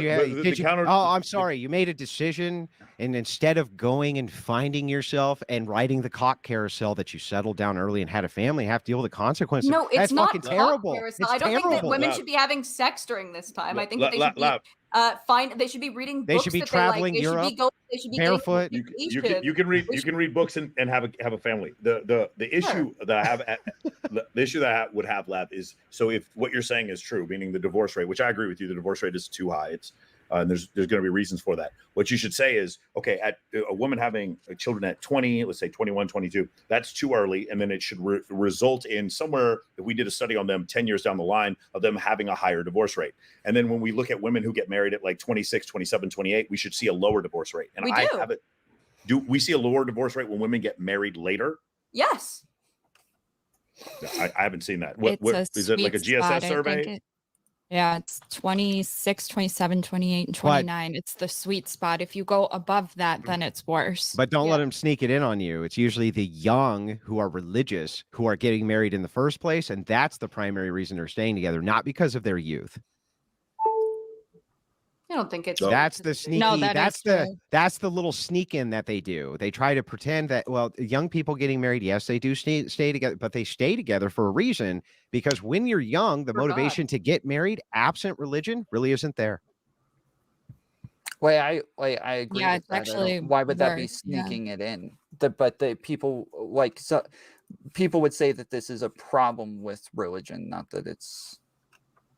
It's not a problem with religion. That's the most epic part of it. It's the only thing reproducing society. Your secular ethics are making sure that we die out. Well, then why even live at all? Then you're a Jehovah's Witness. Why even have a birthday? Why enjoy life at all? What does it have to do with enjoying life? Like why do we just devote your life to God and a greater cause? Why even take pleasure in life's simple pleasures, like eating chocolate cake or it's super weird. You can't eat chocolate cake and have a family. You can't eat chocolate cake and have a family. Can't enjoy pleasures of life. Can't read and have a book. You can't do anything. Men are so extreme. This is why men need women. It's because you guys go to like war or sleep. That there's like these are your two options. You can't do anything else. Clearly, what I'm saying is that there is a gray area here in which women don't want to be immediately responsible in their teenage years for a fucking human being, and they are going to have better kids when they are more prepared, when they are slightly older. That's all I'm saying. Generally, I think that is the case. Your argument is slightly older. Your argument's not like 35. Your argument's like 26. Don't have children at 35. Jesus Christ. That's way too old to have. So what do you think, if you had to guess, Lav, would you guess that these women who at 18 go out to experience the world are going to be chaste going into their marriage at 24? Going to be chaste. What do you mean? Yeah. Do you think that they're going to have chastity sexual on their partners. side? Fewer Fewer sexual sexual partners. partner? No. Depends on where you live, I think. Like if you live in Miami or in LA, certainly not. No. Just on average in general, period. Anywhere. Anywhere on planet, anywhere in America. Do you think that a woman who goes out at 18 to like sow her oats, okay, do you think that she's going to have less or more sexual partners by the time she's 24 years old in comparison to when she's 18? I think if I have something to do with it, she's gonna have less. Yeah, on average, right this second. But he's saying that you do have something to do with it, and you telling people to wait is To gonna wait. make it to where Yes, if you're telling them they're to more wait, then likely. you're actually helping them to have more amounts of sexual partners, which then lowers their value, which you've already agreed does no, to other men. I say don't have sex during those times. I think Yes, that women but should he's be saying that celibate. Right, they will. I That's the know, point. He's but the saying problem that is they will, that they pragmatically will. They will. And The since longer they will, wait, And what- then the more that's gonna likely they're suck. going to have yeah. sex. So your advice to them, actually, your advice to women is actually counterproductive. I wouldn't give only one part of the advice. I'd give both part of the advice. Oh, yeah, great. You would say at 18, listen, here's my advice. Don't have kids for 5 more years and go out and experience the world. Do you think that the No, chances of them... no, I wouldn't say that. I'd say create a solid female community, become Okay. a member of your community. Sure. Talk to older women, younger women, become a beacon. Devote your life to something greater, maybe education, maybe society as a whole, maybe and don't have motherhood. sex, all of that, right? Whatever advice you give them, whatever it is. Sure, I'd say Do to you be think that celibate. just that 5 years would increase the risk of them having more sexual partners? Well, at 5 years they're 23. Yeah, probably. Yeah, It would probably. increase the So risk. your advice to wait at 18 is actually counterproductive to what it is that you want to see in society, Lav. I also don't think that there's this like the second that you have sex with a bunch of people, you're like off the market. I think it's like really person to person. I've had sex with 30 people and I'm getting married and I'm gonna have a great life. But haven't you been getting married for like 3 years? No, we've been engaged for 2 years and I had a heart condition, so I had to have surgery and a bunch of other things, so that prevented us from getting married. We're getting married in February though. Okay, fine. That aside, Lav, whatever the circumstances is that you personally have, I don't care. The point, Well, the point I'm just saying stands. that if you play your cards right, if you're an intelligent woman, people. Yeah. He doesn't care, Lav.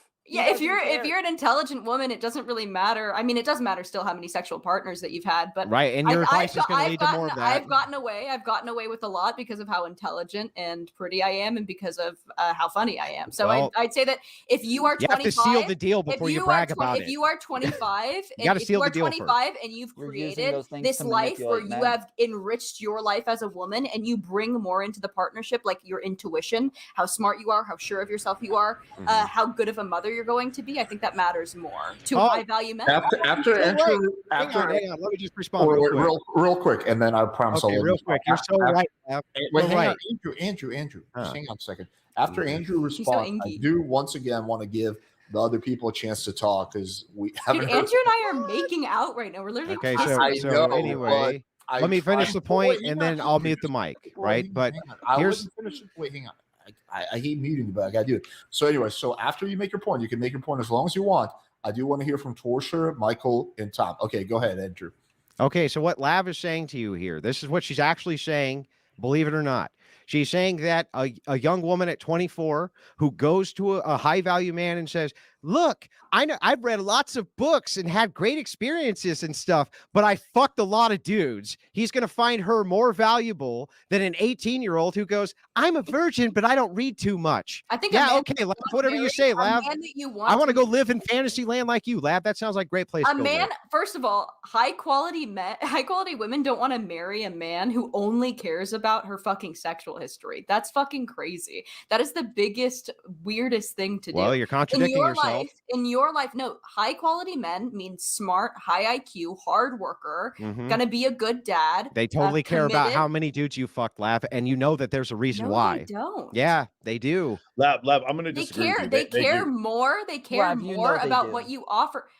They care more about what you offer to the relationship. This is just true. Lab, I'm sorry. The data is very conclusive on this. Men care significantly more about And whether or those not a men, woman's- those 80% of men who are single should stay fucking single. They don't No, deserve that's not. this. It's not 80%. It's not 80% of men. Lab. These are hundreds You're of like thousands. you're of like men. you're like this is what these are stats that you've brought up today. You're like most men are not the top 10% of men. Most men aren't getting pussy, and then you're like also most men care about how many Yeah, people but we're women have talking slept with. They're about both true. Women, pragmatic. a I lot of didn't say women most. now, I didn't say a lot most. of I said women 20. now, I if said you look at 26%. millennial or Gen Z women, we shame men who care about body count. That is disgusting to us. And you can if you want, but that's not what you said. What you said was that most high value men don't care I about mean, body count. Let me say high that. value to me isn't just rich. It means like high Okay, IQ. but now it's high value to you. You think that high The IQ same- hold men? on. Oh, I The- say I'm the really same- smart, and that the means same- that I no longer care about how many dudes you fuck. Only the I dumb think men less- care about Lab- that. lab- Someone who is high if the- IQ lab- seeks someone else who is high IQ lab- other than lab- chase. If the argument is that you think men shouldn't care about body count, fine. If the argument is that most think they high value should. men, okay. If the argument is that most high value men don't care about body count, there is no evidence to show that. Again, the 37 culture Well, study there is in evidence. all 37 No. cultures. So All to you, 37 high cultures. value. Okay, so let's clarify what No, high this is value all means. men. Period. This is Because- over total. No, Right. it's not, because we know that high IQ men seek high IQ partners. This But is they just do true. still. But men still. Again, this idea that They I am care not less. going to take into I account. would venture to say that they care less about, and this is completely anecdotal, and this is completely my experience. They care less about your body count than they do about how smart you are. Smart men want smart, funny women. Yeah, but That's if what a they smart want. if smart men want smart women, then isn't a smart woman a woman who knows that there's value in her not fucking a lot of men? This is also true. So this is also true, and I've talked about this before. So I if think that's true, then you're still contradicting your own argument. but a lot of, but I Shut up, think that. Torshaa. So You're wrong. No, it's literally been just like, okay, yeah, I agree with this. No, I don't agree with that. When it gets too hard, it's like pick a fucking side, y'all. Like it's just this is going. in circles. Torshaa, do you just do black and do you white. agree with this concept? Well, This that's the idea that point of a high value debate. men- the high Not to value me. men, the high value men. This idea, like I'm just saying, like Let I have me several keep friends- it simple. No Go ahead, man on this earth has ever vetted a woman for her intelligence, ever, and I will stand by it. They go strictly Oh, for. Go off, queen. Okay. That is harsh, dude. What? Lab, I don't give a fuck. Lab, That is. I have a ton of female friends. Like We're not a all ton of female JF Gary yet. I'm sure you're very Hold on. close. Yeah, I have a ton of female friends. And my female friends, some of them have incredible attributes. Like some of them are very smart, some of them are very funny, some of them are great content creators, some of them have artistic abilities, some of them are They comedians, had to some of be them are hot actresses. first. And some, and I even have a few friends. I have a background in astronomy. Some of them are astronomers. Okay, they have an incredible. Hell If a yeah. woman did a heart transplant on my daughter, if I had a daughter and did a heart transplant, she has incredible value to this planet. Incredible value because of her ability as a cardiologist. That does not make her more attractive. I'm sorry, it doesn't. If I'm the first person to explain this to you, it doesn't.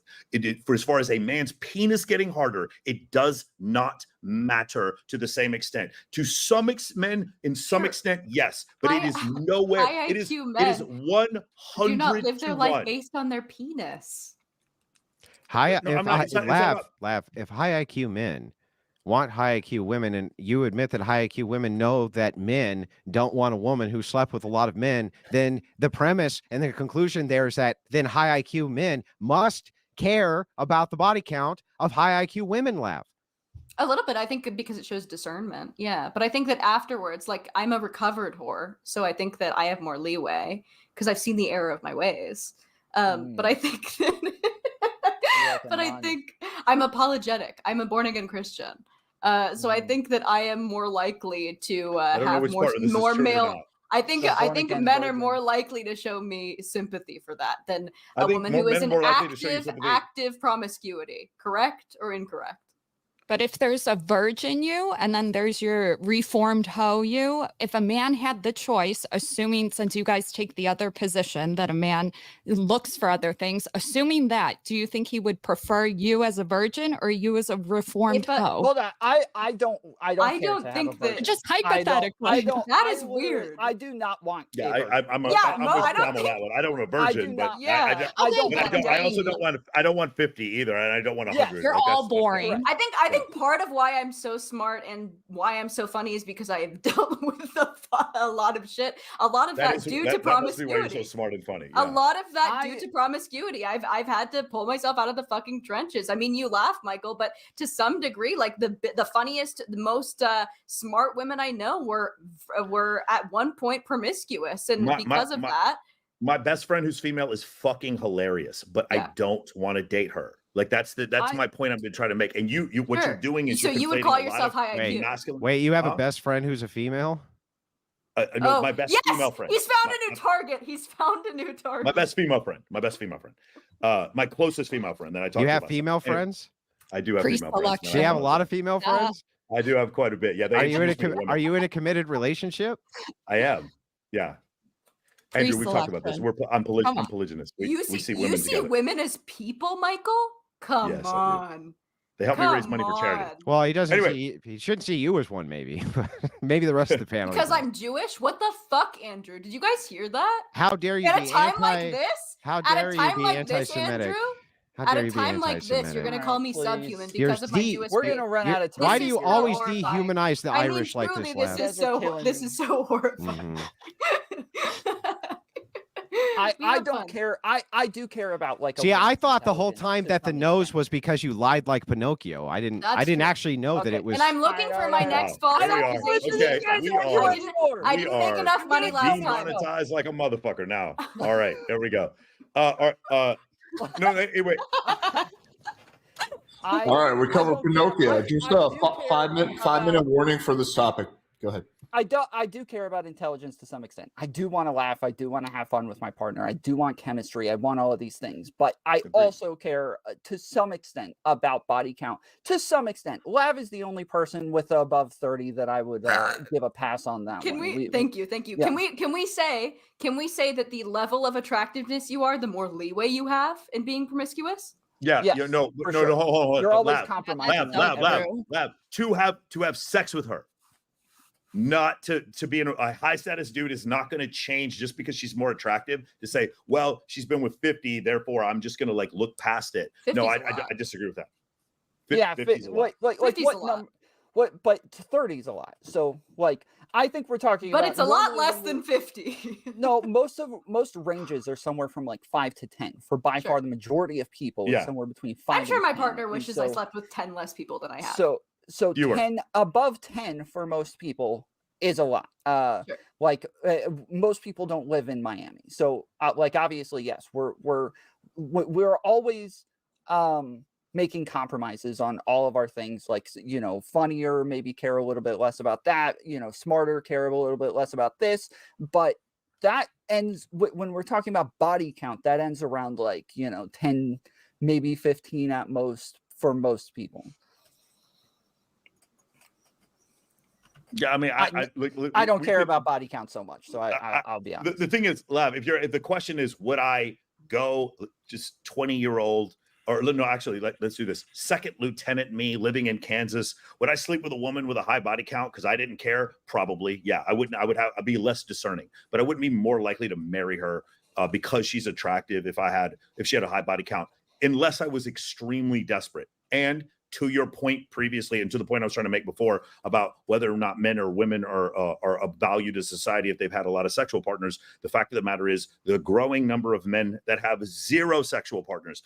The reason why this argument is somewhat moot is because the majority of men are simps. They're in situations where they have no ability to talk to women whatsoever. Thank God for that. And thank God for there that. You go. I'm just kidding. No, but I mean, different strokes for different folks, right? I think we ultimately will just find our partner who has the same values as us, right? Like, I think I'm more likely to be with someone like Tom than I am someone like Michael. So it makes like, we find our people, and we make it work. There we go. Well, Tom, you got a shot, brother. No, sorry. I'm off the market. Suck it, Michael. I'm off the market. No, I agree. I just got dunked on. That's what you just. No, like I'm sure like you are very happy with your partner. She probably has similar values to you, and she's gorgeous. She's stunning. We both like women. That's like one of our values. But we're also both fans of football. All right. Respect. So and Animal Rescue. I thought you have a cat. When you say that you're both fans of football, you say that she's pretending. She's a very good liar. No, Pig Suey, man. She's a fucking Razorback. No, she Hell loves yeah. SEC football. Yeah, she's Hell Pig yeah. Suey.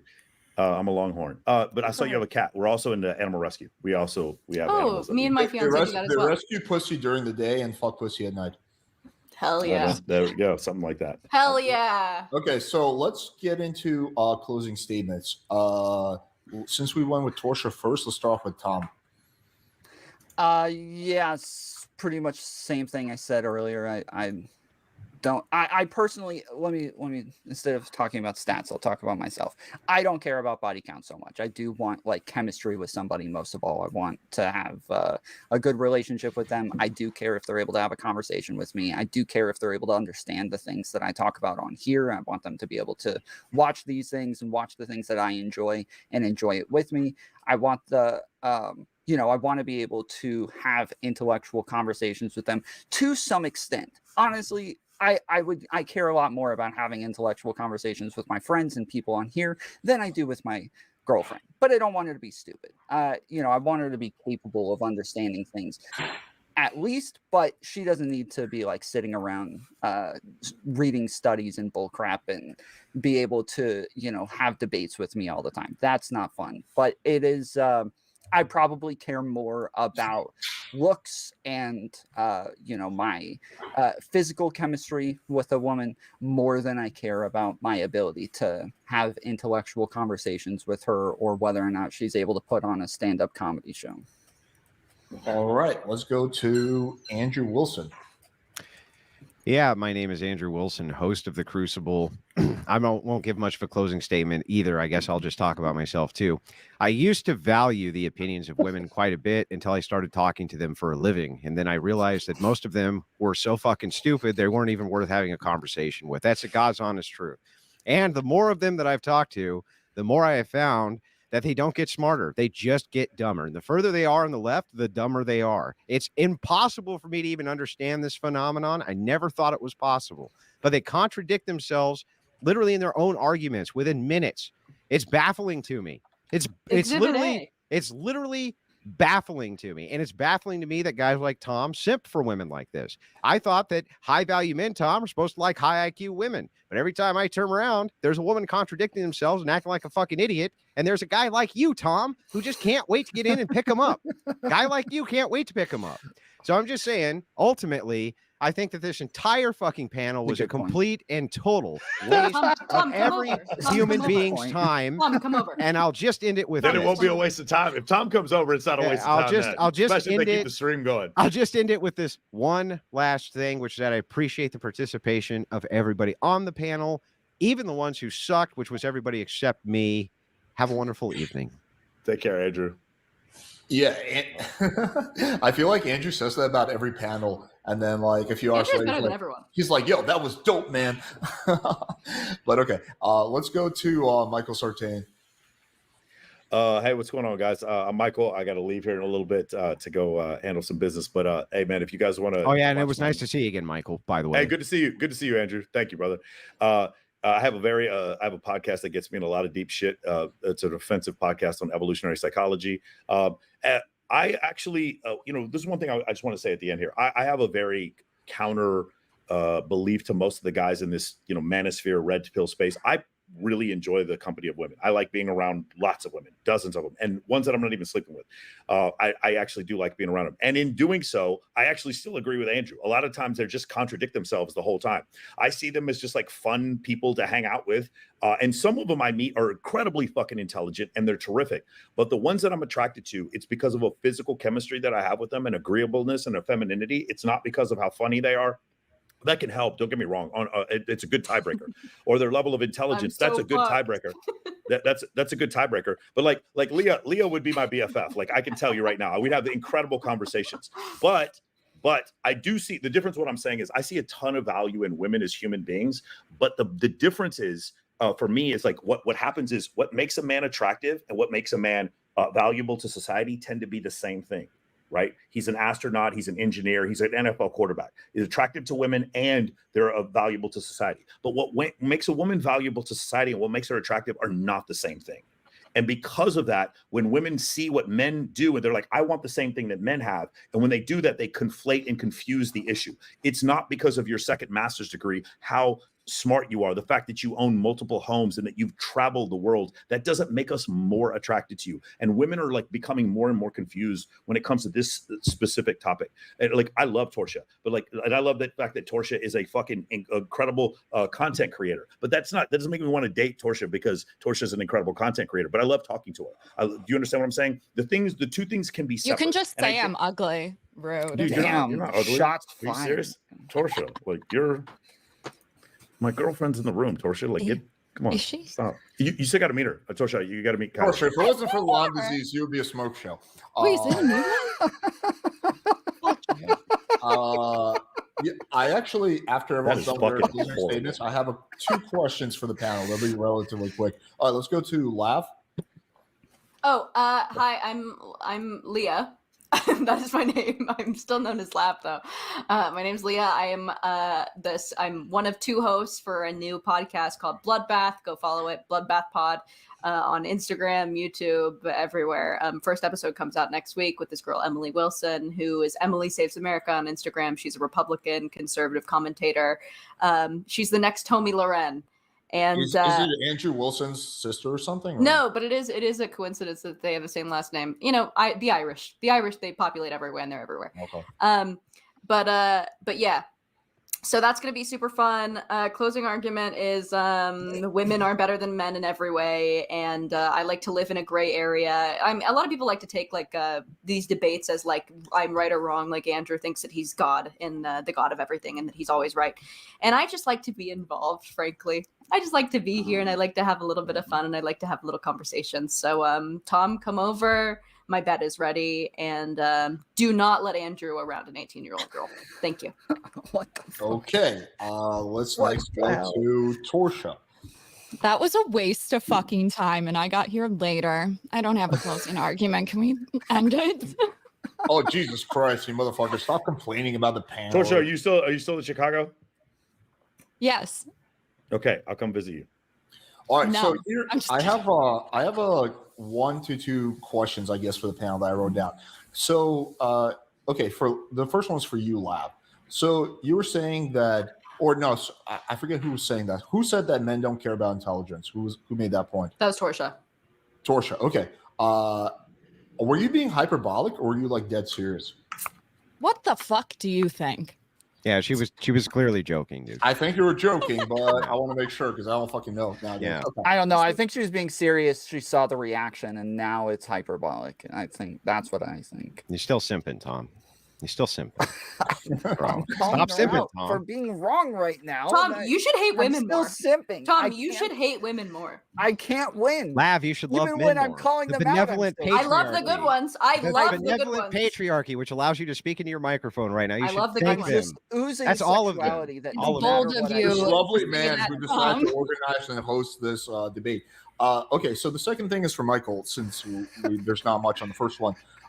You were talking earlier, this was, I think, during the first one, about how, and correct me if I'm mischaracterizing you, but how like a small percentage of men do like most of the fucking and most of the dating. Is that correct? Yeah. Is that, Well, so the correct way to say it would be 20% of men get the majority of attention from women, not necessarily all the dating. Women, they get a lot more dating. Like, so for instance, if you were to stratify it, we're just going to throw a couple of studies together. One that shows 26% of men under the age of 30 with 0 sexual partners. The average, the mean is what, like 5 or 6 sexual partners for a North American man. And then above 5, the top 5% of men have 150 sexual partners. It would look like this. It would look like a hockey curve. It would look like a hockey stick if you were to do that. So what you would say is not the majority of it. Like, I'm not going to say the top 20% men do 80% of the fucking, but they do like a disproportionately high amount, maybe 45 or 50%, something like that.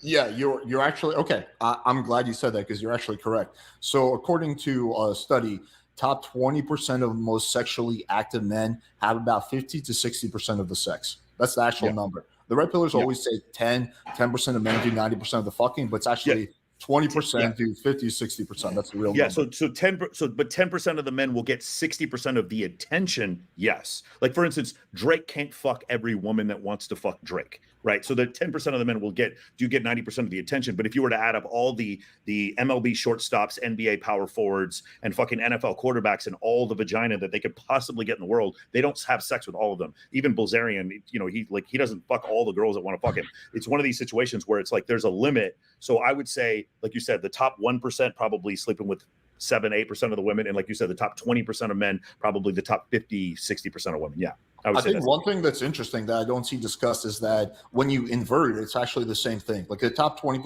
of the most sexually promiscuous women have about 50-60% of the sex. So it just seems that promiscuous people will have sex with other people. Yeah, because it's a genetic proclivity. That's absolutely right. There's actually some really interesting theories in evolutionary psychology about why people may genetically be more promiscuous. Men have promiscuity generally based on their options, and women have promiscuity for other reasons. There's several other reasons. There's one study that shows that as women, there's not a father in the home. She's more.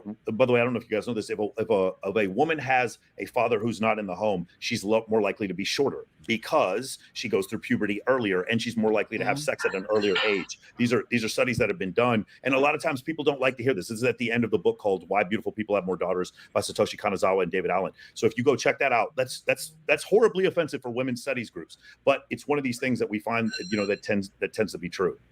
Okay, yeah, I think we largely agree. I was going to kind of challenge most women would agree that men are the everything problem. you said is true that I've read by studies. So that's pretty refreshing to see someone who's like more on the red pill side, who's actually like looked through their studies instead of just saying talking points. No, I mean, to me, I love. Hold on, bro. I love the fuck out of women. I love women. My life is beautiful because women are in it. So for me, from this standpoint, I want to know the truth, and I want everyone to be as happy as we possibly can. But in doing so, from what I've seen, relationships work better when men are leading women. They just do. They just generally long term. When a man is stronger, faster, fucking more intelligent, and makes more money than the woman he's with, those relationships tend to last longer, tend to produce more children. And so from doing that, even though I love the fuck out of women, I do see both of those things. Those are two things that can both be true at the same time. I can love women and still at the same time realize I have to lead my relationship. Is the intelligence thing backed up by any like data or studies? Because I've never heard that statistic. Which one?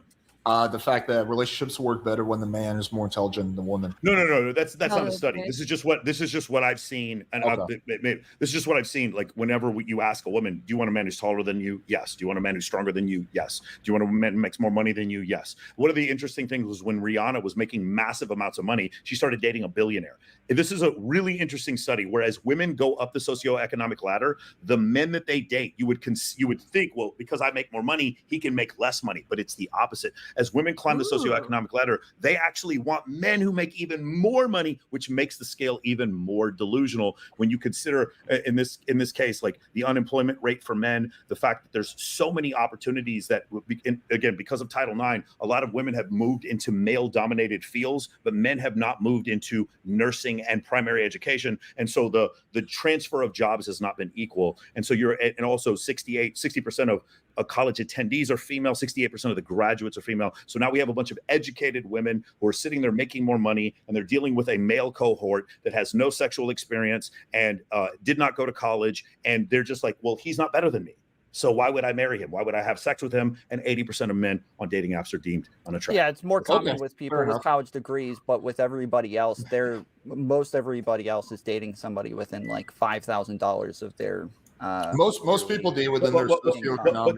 But Tom, the reason why that is though is because that's where we are. Like I grew up in East Dallas. I didn't grow up in Beverly Hills. The people who I grew up around are going to be around the same socioeconomic class as I am. That's how, especially in the United States, we stratify neighborhoods by socioeconomic class. You tend to not have the mansion next to the shack. That's how it works. Although ironically, Bilzerian's house is right next to some shacks. It's kind of funny. But the thing about it is that's generally what you meet. So I don't know that stat, because I've heard Destiny use that statistic before. It's like rich people tend to marry rich people and poor people tend to marry poor people. It is true. Like, no. I'm agreeing with what you're saying. It's obviously the richer true. People care more about the age gap. Women care more the richer that they get, but most everybody in the lower spots tend to date within 5,000 of an annual. But Tom, the reason why that is because most people are in the lower spots. There's more people to match with. That's what I'm saying. There's just more poor people. There's more poor people, period. I just don't think that, like, I do believe that most women who marry a man who makes $5,000 a year more than her would prefer to marry that same man if he I'm made agreeing with you. Wait, Michael, I'm agreeing with you that the more money they make, the more they'll start to care about this. Yeah, I mean, but that's the definite. That's what middle class means. The middle one standard deviation, 68.27% of the population. That's what middle means. Middle class. Yeah. Very quickly, a very interesting stat that I just found in trying to. They found, so this is a Psychology Today study, but it's Laura E. Park, 2005 or 2015, found that targets who were psychologically distant, men, were more attracted to women who displayed more intelligence than they had, by comparison with targets who were psychologically near, men were less attracted to women who were smarter than they were. So the more selfless a man is, the better, better father he's going to be, the more he wants a woman who is smarter than him. No. Yeah, personally for myself, like I've always been like for sex, I don't care, but for like dating or relationship, I want a woman who's at least above average intelligence. I've never been in a serious relationship with a girl who was dumb. Agreed. Like she doesn't have to be genius. She doesn't even have to be college educated, although pretty much everyone has. But she has to be smart. She has to have intuition. Sure. But the term I used before was tiebreaker, and that's the way I look at it. I see it as a tiebreaker. A tiebreaker, yes, I would prefer to have someone who's more intelligent for sure. Yeah, I just think that's funny. But Michael, men who are more psychologically distant, like think less of themselves, who don't center themselves in their lives, are more. Michael, I don't know that necessarily makes them better. Come on, that's just a bunch of psychological babble. Yeah, therapy isn't real, psychology isn't real, whatever. Only God. Psychology is a soft science. The Father, the Son, and the Holy Spirit. No, let's go with that overly saturated soft science by women who. Show me evidence of God, Drew. Wait, really? I can't show you evidence of God. I want. Can you show me evidence? Can you show me evidence of a single? Can you show me evidence of a single psychological depression diagnosis which can be confirmed using the scientific method? Well, let me tell you something. Can you do it, Lav? My dad was can you do it, Lav, or can't you? Hang on. You guys can bang it out after the show. Let me just get through this real quick. No, Tom would be very upset if they did that. That is true. I have one final question for Michael. I don't care about body count. Now I want to fly through the super chats really quick and wrap up in like 5-10 minutes. I guess there's no right or wrong answer. It's just your preference. But would you actually be in a serious relationship with a girl that you thought was unintelligent if everything else about her was good? She's super hot. She's, I don't know, whatever else you look for. She's super supportive, empathetic, like all the traits you have, but she's dumb.